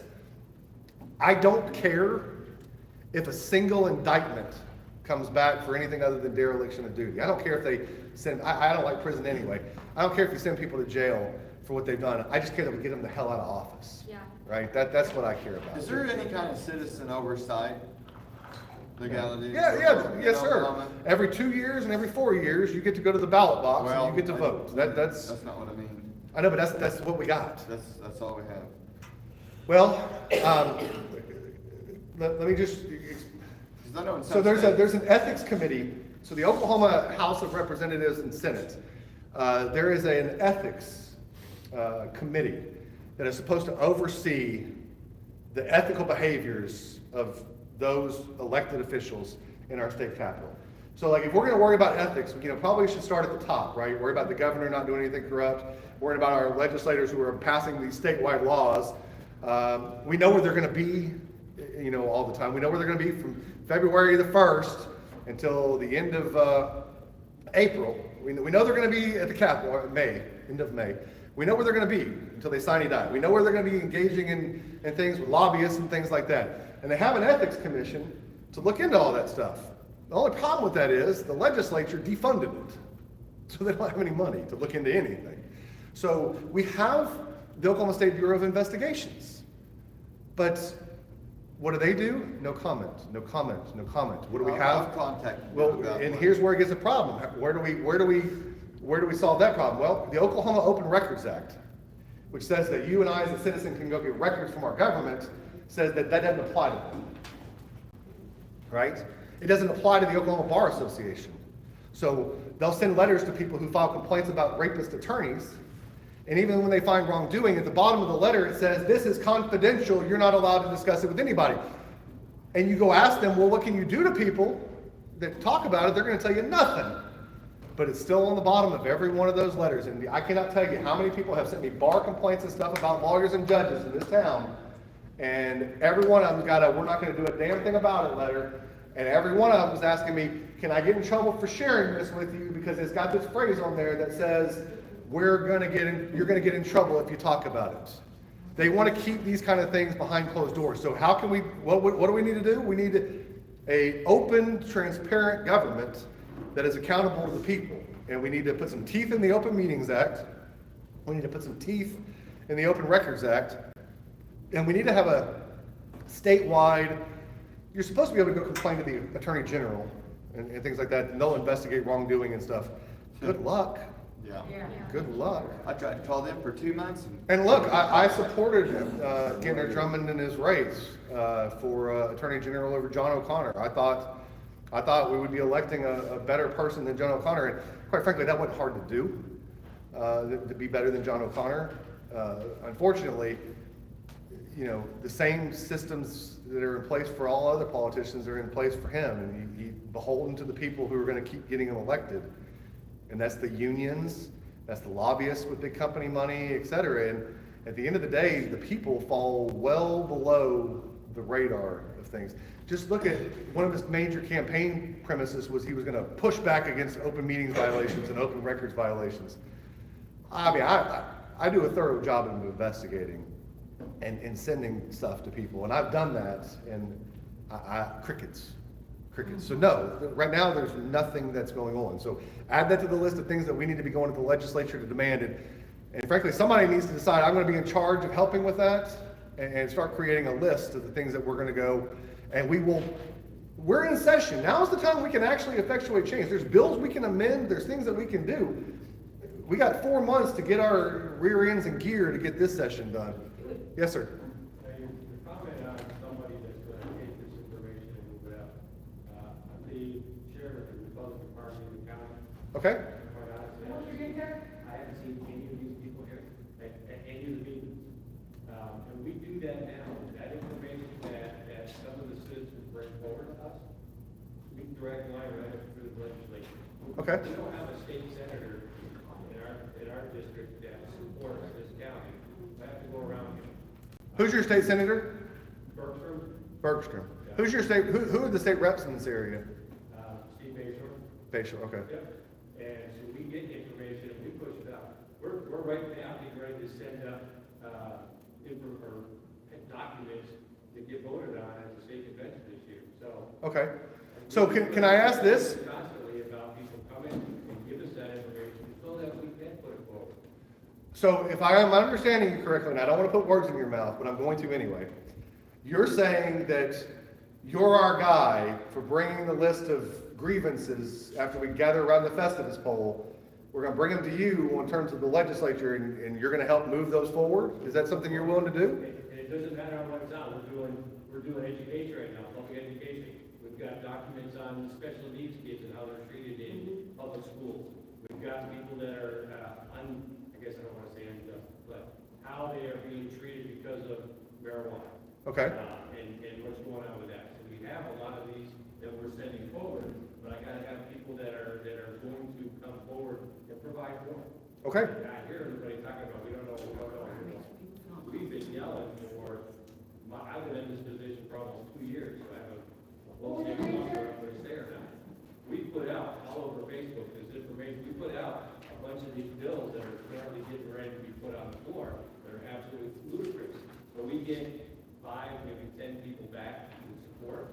So it's there, it's just people, and I hear people chirping here, but they don't know where to go. We put it out everywhere. Okay. So what we need to do then is we need to focus the effort towards providing the information and then getting behind it to put the pressure on publicly for the legislature to finally effectuate some change. Because I'm going to tell you this, I know a lot of daggum really solid legislators. And the Speaker of the House, Kyle Hilbert, is a stand-up human being. I got to tell you, we got a damn good Speaker of the House. We have a great floor leader. Our floor leader is, he's from Delaware County. It's Representative Josh West. He's a solid, salt-of-the-earth, Marine veteran, just an amazing guy. He's our floor leader for the Senate, or for the House. The Senate, that's all under Paxton, and I don't even want to get to start about Paxton. But I think that we can, through your Republican committee, who's here because he says he can help, and they've been trying to do this, let's direct that effort. I'll get your information before I go, and I'm going to help you start spreading the word. And I hate to say it, but you're going to start being annoyed by me by bringing you all this stuff so we can try to do something about it. I love trying to fix things and try to do something that changes something. It's a legacy, right? I've almost died so many daggone times from heart attacks. Your life's I figured that. disconnected. Do what? My life's disconnected? No, mine. Oh. I, Oh no, mine's still on there. Is it? Yes, ma'am. Because it says it's restricted due to uncomfortable, Did I cuss too much? I don't know. Sometimes I cuss too much. Oh, they're still. We've got 3 moderators, Yeah, they're still. Yeah, we're okay. including me. Let's do that, because at the end of the day, taking steps to the legislature and getting change and trying to convince some of our Republican colleagues in the legislature and stuff to stop passing bad laws and start focusing on fixing the stuff that's in place is something that is, quite frankly, sorely needed. We don't need a prison rodeo. We need mental health reform. We need drug addiction reform. Spending money on stupid pet projects for Bigfoot lovers like that representative it's just the most asinine waste of time stuff I've ever seen in my life. And yet, that's what gets coverage, is the damn prison rodeo and the Bigfoot bills, and not the sober living facilities that need funding, that can actually effectuate and change people's lives. And the problem that we have, and I'll stop talking about that subject because it really gets me fired up, we got to get it out from the court system. I'm sorry, but a judge who can send you to prison should not be the one trying to effectuate mental health change and drug addiction change. All that does is create an immense amount of pressure and uncertainty and all the other things that, well, quite frankly, drug addicts turn to drugs to cope with. And yet that's where we send people to for the solutions for their addiction and things. And we have no money in mental health in this state at all. We've wiped the funding clean on all that stuff. So that's stuff that we got to go to the state legislature on. And we have an avenue for that, it sounds I like. do have a question. Yes, ma'am. About the mental health part of And then this, we'll- because from my understanding, Ms. Sanko was taken in for a mental health issue. Yeah. Wasn't she put on a Well- 48-hour cycle or sent to a? Well, so, and I mean, he's not wrong in this. Somebody shows up at your facility and they're acting completely out of it. Do you go to mental health issue, or do you go to they're blitzed out of their mind on drugs? Right? And for the jailers, their first impression is going to be they're blitzed out of their mind on drugs, and this too shall pass. Did the jail know that she just swallowed 8 bottles of pills and tried to kill herself and was in a complete psychotic break?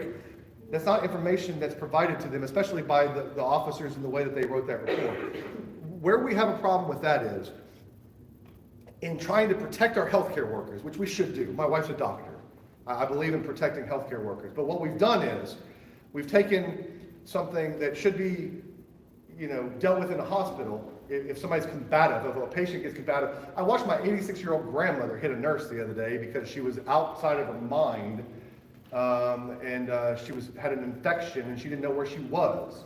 She thought Nixon was president, and she hit a nurse who was coming over there to mess with something because she was late for a dinner date. And in Oklahoma, that would be a felony. Her hitting a healthcare worker in a mental state would be a felony. Well, guess what? Leah Senko, in a mental state, in a mental collapse, hits a nurse. And instead of the nurse hitting her with the Haldol, which is what should have happened, they do what they do. And they go get the police that were already there. And then we get the people who are the least qualified to deal with mental health issues to go deal with health issues. And again, I'm going to urge you, if you've not seen it, to go watch the civil rights lawyer's video about the woman with schizophrenia that was posted yesterday. It is disgusting, but it paints the picture of what you're dealing with when you send a guy with a gun and handcuffs to deal with somebody who's crying out for help. That ain't the right, those aren't the right tools that they should be going to the scene on, but yet that's what we got in this country. Because apparently we have a facility that will help call, but they're not utilizing it, right? I didn't see anything in that report that there was any mental health people that were brought in or anything that they did for Senko related to that, and that's not happening most places, right? Just cart them off to jail and deal with them there. And the cops, they just churn on these things. Chris and I were in downtown Tulsa the other day, and saw some cops. Again, I'm a little weird. If I see cops, I go running towards them to figure out what they're doing.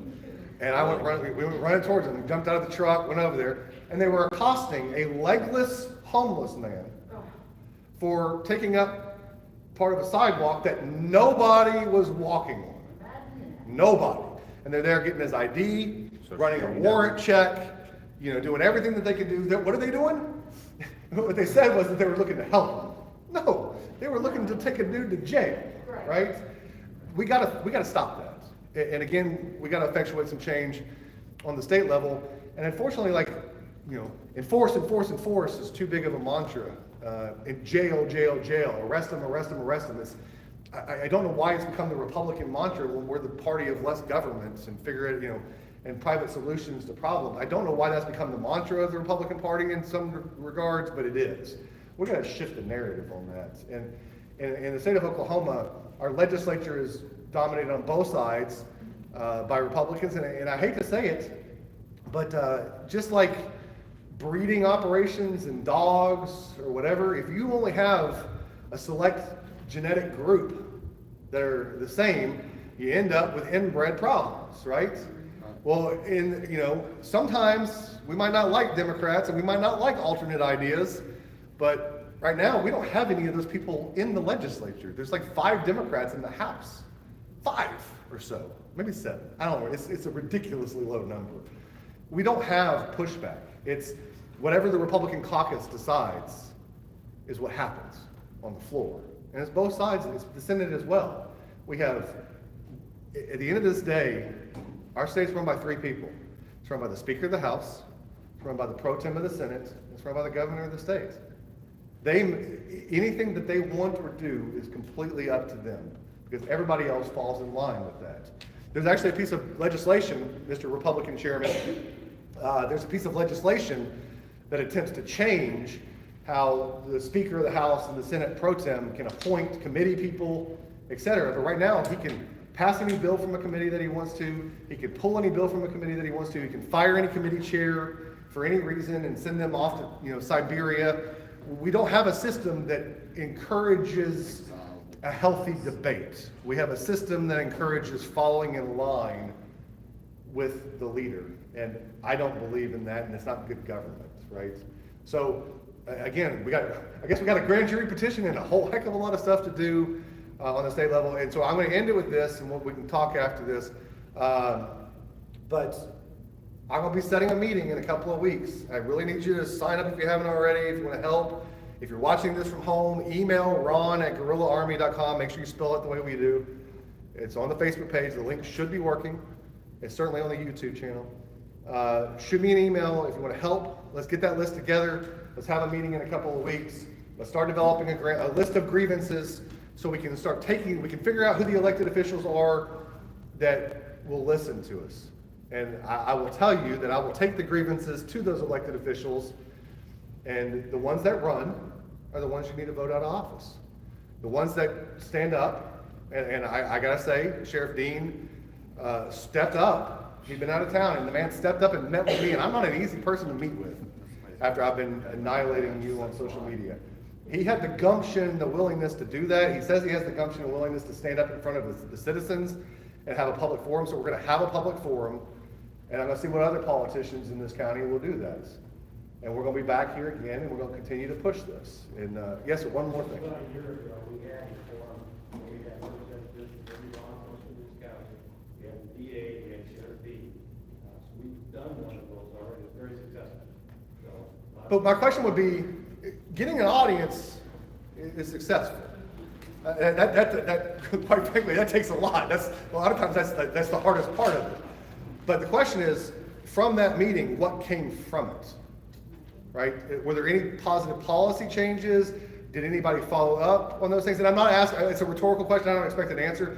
But what I'm saying is, we gotta have these meetings, and then we gotta follow up on them and go, okay, we had this meeting, and it made us feel good to talk about it for a minute, but what's the next step? Because the meeting, at the end of the day, is not effective for actually effectuating change. It's the follow-up that matters. And so we gotta go, these are the things we want, and this is how we're gonna do this after the meeting to follow up on that and actually try to get stuff done by supporting people who are already doing that, right? You're already doing that, we support that effort, and you put the resources behind it to put more pressure on.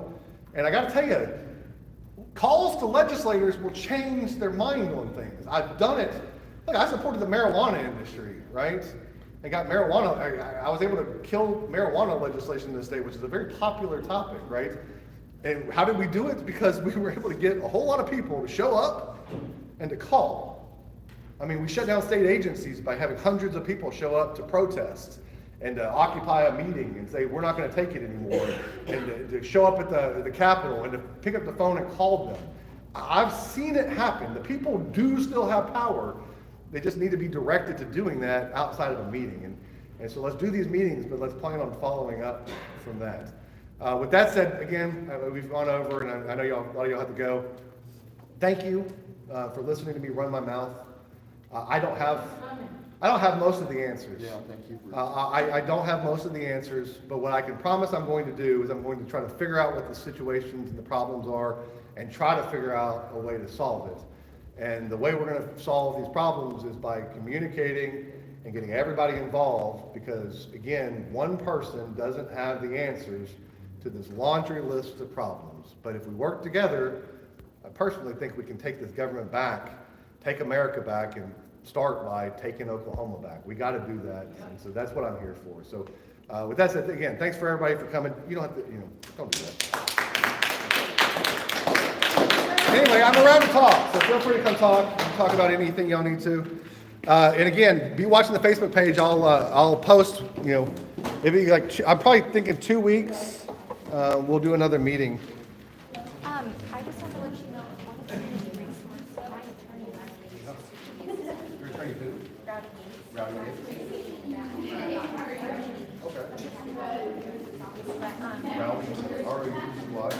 R-O-W-E-Y, and then it's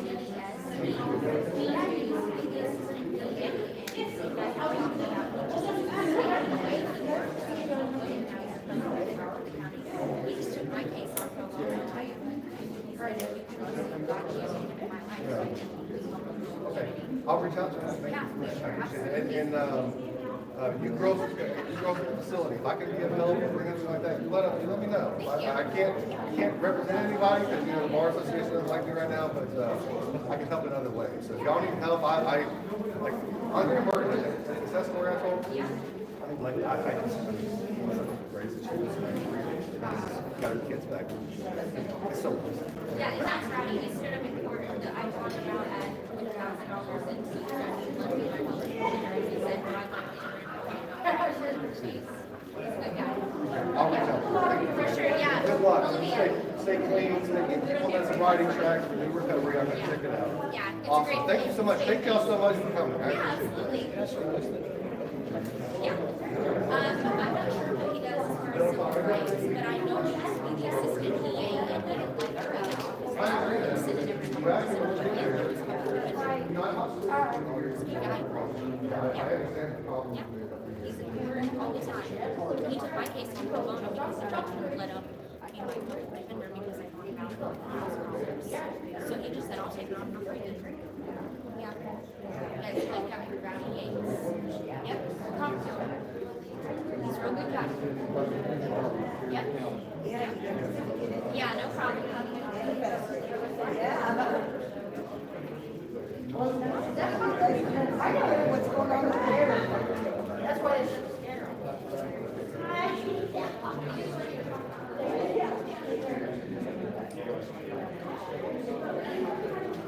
I know. I didn't recognize him either. Hey, what's up, girl? But thanks for reaching out. Yeah.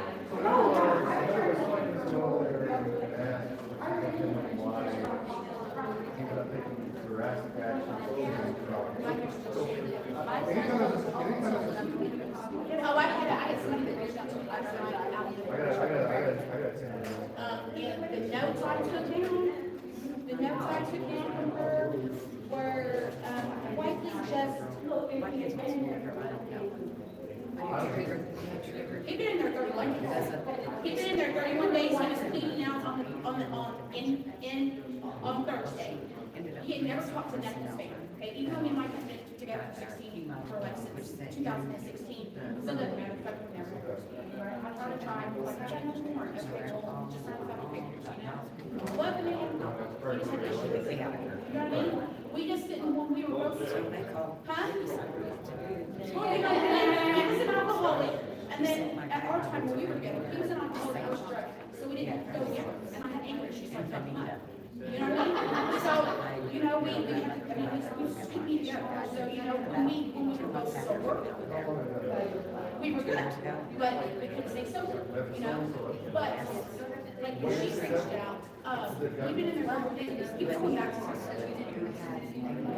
he had never talked to Matt, he had talked to Matt, Jessup, he hadn't talked to nothing, he hadn't talked to his dad, his nephew, nobody for 2 years. We're talking years for close to that family, that did everything, and he never was doing church. But anyway, but he, honestly, he was doing that, spending on his sister, was spending on rolls.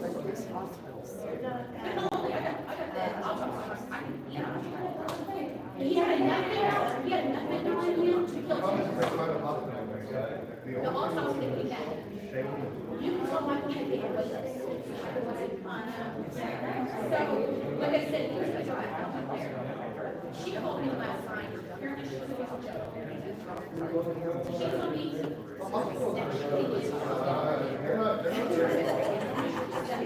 told me,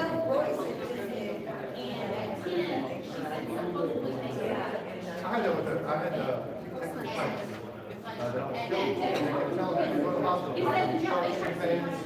and I went 10 years of time.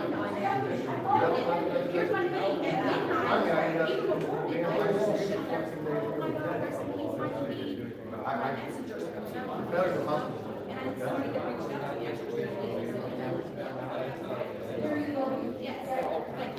that's one of my, like, literally we go in, but That basically just told me that I was stupid and followed my head.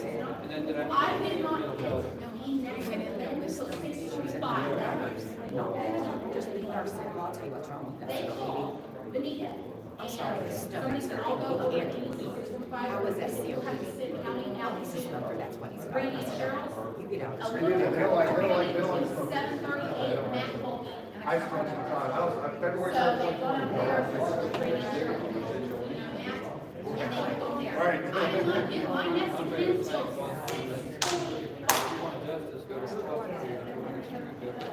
and what's the thing is, they did is fucking.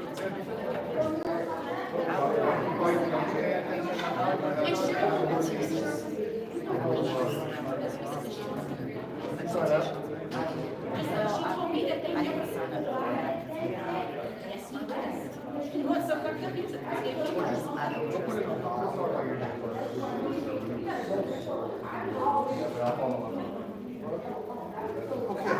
There's a guy who has all kinds of information about corrupt judges and lawyers. He's remained anonymous. Like, the amount of people who come out of the woodwork. I have like. So this guy apparently has pictures and all this stuff. Yeah, sure. Last year.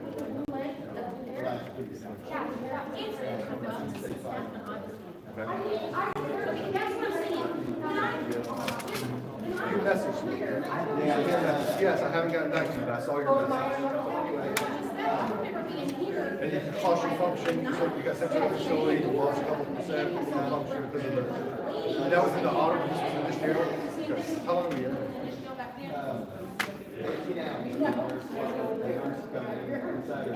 Finally, Thank you for everybody showing up, hitting that thumbs up. Ron's busy, so I'm gonna take you around, show you some people showed up. We're about to get out of here. We got another meeting coming up here right after this, so we're gonna be out in 10 minutes. So like I said, it's a feel free to do it anytime, and I will be back. I'm And I want to close this out without Ron signing out, of course. So.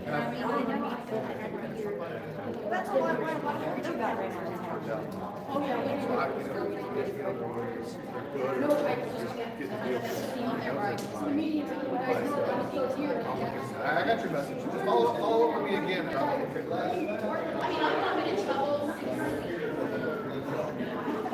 I'll leave you all right here just for a second, and I'll run out the truck. I'll be back.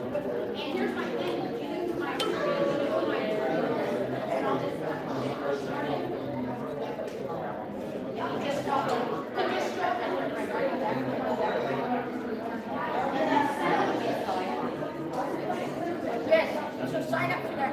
Okay. Keep in touch with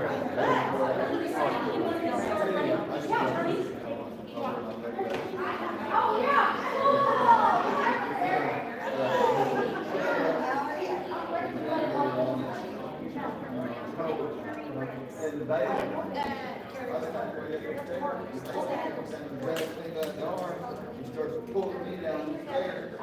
See, no, I didn't even find, like I said, they dropped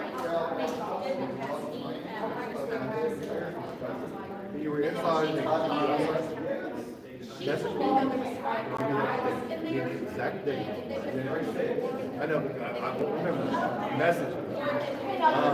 I was there, I wrote out, but I'll still forget. The message, what I can do is I'll pull I can do all the records of us, the security. And I'd like to give it to me. So against the sheriff.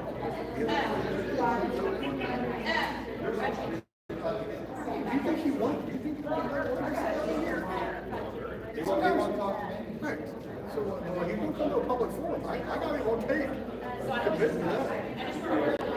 Right. So I always take it when you're very well. I always take it when somebody reaches out to me after I've been giving them hell. If you've got the I go, okay, maybe I'm gonna give you a chance. I'm gonna give you a chance to tell me, hey, wrong. That's a hell of a hand. So get some time here. You seem like you're a guy that wants to get some stuff.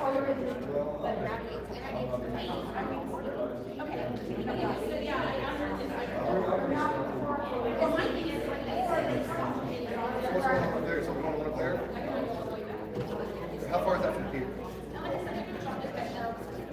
Okay, so let me give you I'll come up. Is there some good stuff going on? Is there some good stuff going on? All right, 918-346-1755. Again, I'm audited it, so I'll make it the first look at this one I come to. It'll probably be, it won't be next week, but it'll be the week after. You'll message me and tell me what's going on. We'll get up there.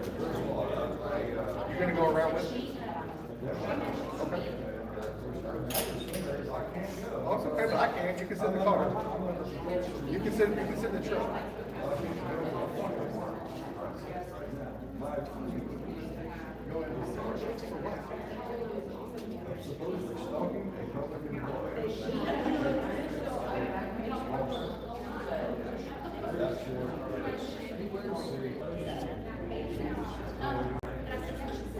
You out of He's scrappy. He only alcohol. So does I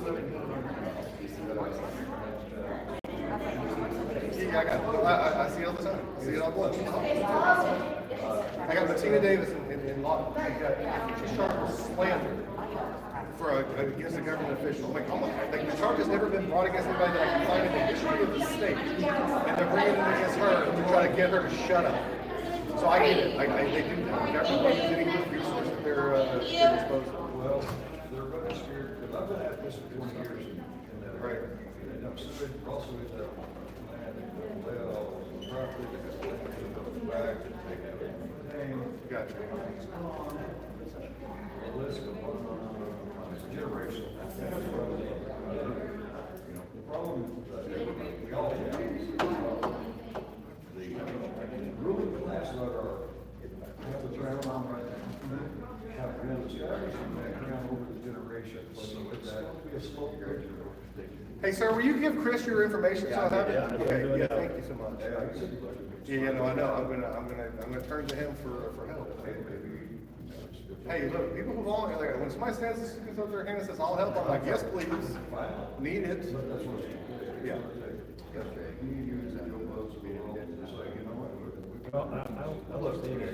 He mentioned January the 6th. I was actually in DC on the 20th to watch my friend at his party. So we were out at dinner. We were out at dinner when he got his party. He was, he kept telling me he wasn't that concerned about it. He's like, "Oh, I'm not that worried about it." I'm like, "I'm sorry, I don't know. I just didn't believe it." And we were at Outback Steakhouse. And boy, the minute he saw, he kept refreshing the news about the party. The minute he saw that thing, the light on his face, I mean, it was like, yes, sir, yes, sir. And I mean, just a hell of a good guy. And his story, which y'all have not seen yet, the story of his incarceration at SCI Elkton in Ohio is horrific.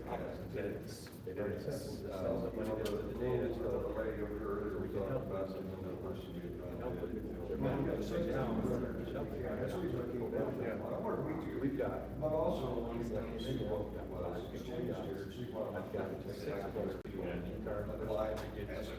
Get people together. At the end of the day, you've got to get people to come together and say, and offer them I know, but if you offer them a plan, people want a plan. Because coming to having a talk is one thing. If you come and say, "Hey, I got a plan, and here's what we're gonna do," then people can got something they can get behind, right?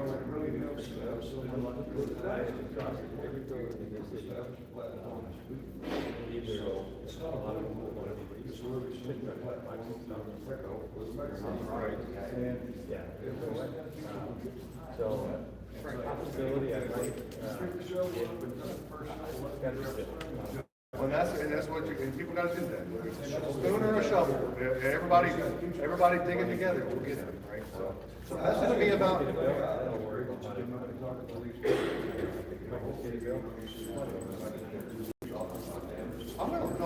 I don't say something I don't mean.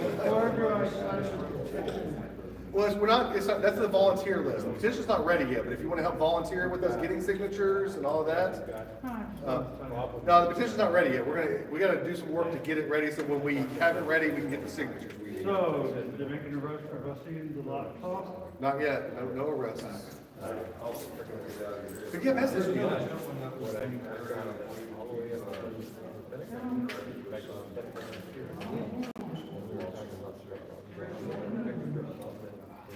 I believe I have talked to somebody. I sent a message, email to you earlier this morning before you got here, contact me. I hadn't checked my email this morning yet. Most people, But, because they don't, put away in smart money. Okay. Well, Well, let's all get together. Well, let's all get together when we're up there. Let's set it, let's get it, start talking to some people. And I'll plan a day to come up there and we'll see what we can do to help. You guys are looking. And then we'll go from there. I want back and forth here, I can show you, I can, kind of lay all out. Do it, send it. And but pick the most important stuff. I can't. Well, just give me some of the. Work with us to get the meat. I got you. Give me the best, nuts and bolts of what you got going on, send to me so I can look at it. And let's talk. Send me that message. We don't have a Cindy line. It's crazy, I'm like, wow. Okay. So, now I understand what And that's something. Hey, you know what? Oh my God, long time no see. I went to law school with this one too. No.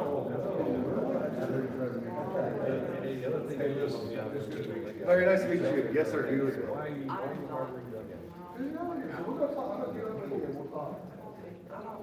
How do you know the drug addicts? Every person. Hey, Was everything good for you? Yes, sir. If I am, I don't know. Yeah, we're gonna do more of this. They asked to do more. So, Sheriff Dean offered He put it there. to do Who am I to say? a public forum. So I can give you all and using this facility again and we'll do a public forum and maybe we can get your police chief to be part of that. So we're talking to him about the LAPD guys. Okay. And Sheriff Dean can tell you that I'm not really a political. Yes, sir. So it's more of, you can end it on, you hand it out. I can look, I can buy you part. I can take, You know, I mean, I you don't. know, I can. I don't use a lot of terms for myself, and I don't, it's like. There's also. Someone else. I just. If your chief's willing, I'll reach out to you. I think Dean, I'd reach out to you all that. Okay. That'd be great thing, because at the end of the day, Most of those people are people. complaining about it, and a lot of. You're always gonna jail, I think that. I'd much rather stand the street, they're not criminals, they're not anything else. They're just working on the street. We have that, you're making changes in how we Their communicate. obligation to put them on the street. You know, because they're gonna eat fine, I don't pick up their can, I give them that. Give them a forum to let out their frustration, and give them a path to moving forward. But I need a place for Want a solution I mean, and solve the problem. someplace where it's gonna be safer. Just, sleeping on a bench or under a tree. Well, just give my information, and, I'm not nearly as scary as I tend to be on YouTube. And I have another project for you. You call me. Okay, well, you got my number, you call me, don't let me forget it. Okay. I like a good project. Oh, yeah, just get with Misty or me whenever you Will want. do. One, or Kevin. Oh, you got a great one there, you did a good job. Awesome, that's good. So I was thinking, especially with control out there, like, they'll go in and just, people are cussing them. No, she just told me his name. They will. Okay, all right, thank you. I don't have That's a what clue. I'll Google it myself. I'm gonna Google it, I have no idea. Listen, I will Google it myself. Are you sure? Yes. Okay. Oh, trust me, I got plenty of Somebody brought eggs? Thank you. Who are the eggs for? This time, we had Did somebody bring eggs for us? I mean, I'm not gonna leave eggs. I'm taking eggs. Is it, was this for me? I don't know. They're like, They poisoned it? It's not like that, they don't care right now. Hey, thank you so much. No, it was fantastic. Quite frankly, I was shocked that this many people showed up on a Thursday at noon. I was surprised. I'll get with you. Because, we'll do another one of these, but also, the sheriff's already volunteered for a public forum, and I'm all about, I'm gonna try to get as many people as I can. This is a great meeting place. So, thank you, appreciate the hospitality. Yeah, yep, okay, so. Well, I'm gonna be bugging you. You're the guy I need. You're the guy I need, so I'm gonna be bugging you. And quite frankly, I don't wanna toot my own horn in front of a whole lot of crowd of people, but dude, I can get stuff done legislative. Yeah. I got great relationships. Yeah, saying he speaks with legislative stuff too, right? So, I mean, my relationship with the leadership of I've built my relationship with those guys over the last 6 years of pounding their doors and raising them, and quite frankly, raising them. yeah, that's what it takes. We Except, like I said, our our capital city, the guy come up and gave me Ron a hug first thing. Yeah. So they got tight relationships. It's good. I'm trying to build those relationships. It's been a little bit of a chore because Ottawa County's been off the. Yeah, but I got to show playing you, field right now. you know, we got Delaware County, Josh West. Yep, yep. And quite frankly, at the end of the day, that's all I need, Yeah. is Josh. If Josh is on board with it, and he's Delaware County, these are tied together, we can get any, he's the floor leader. Yeah.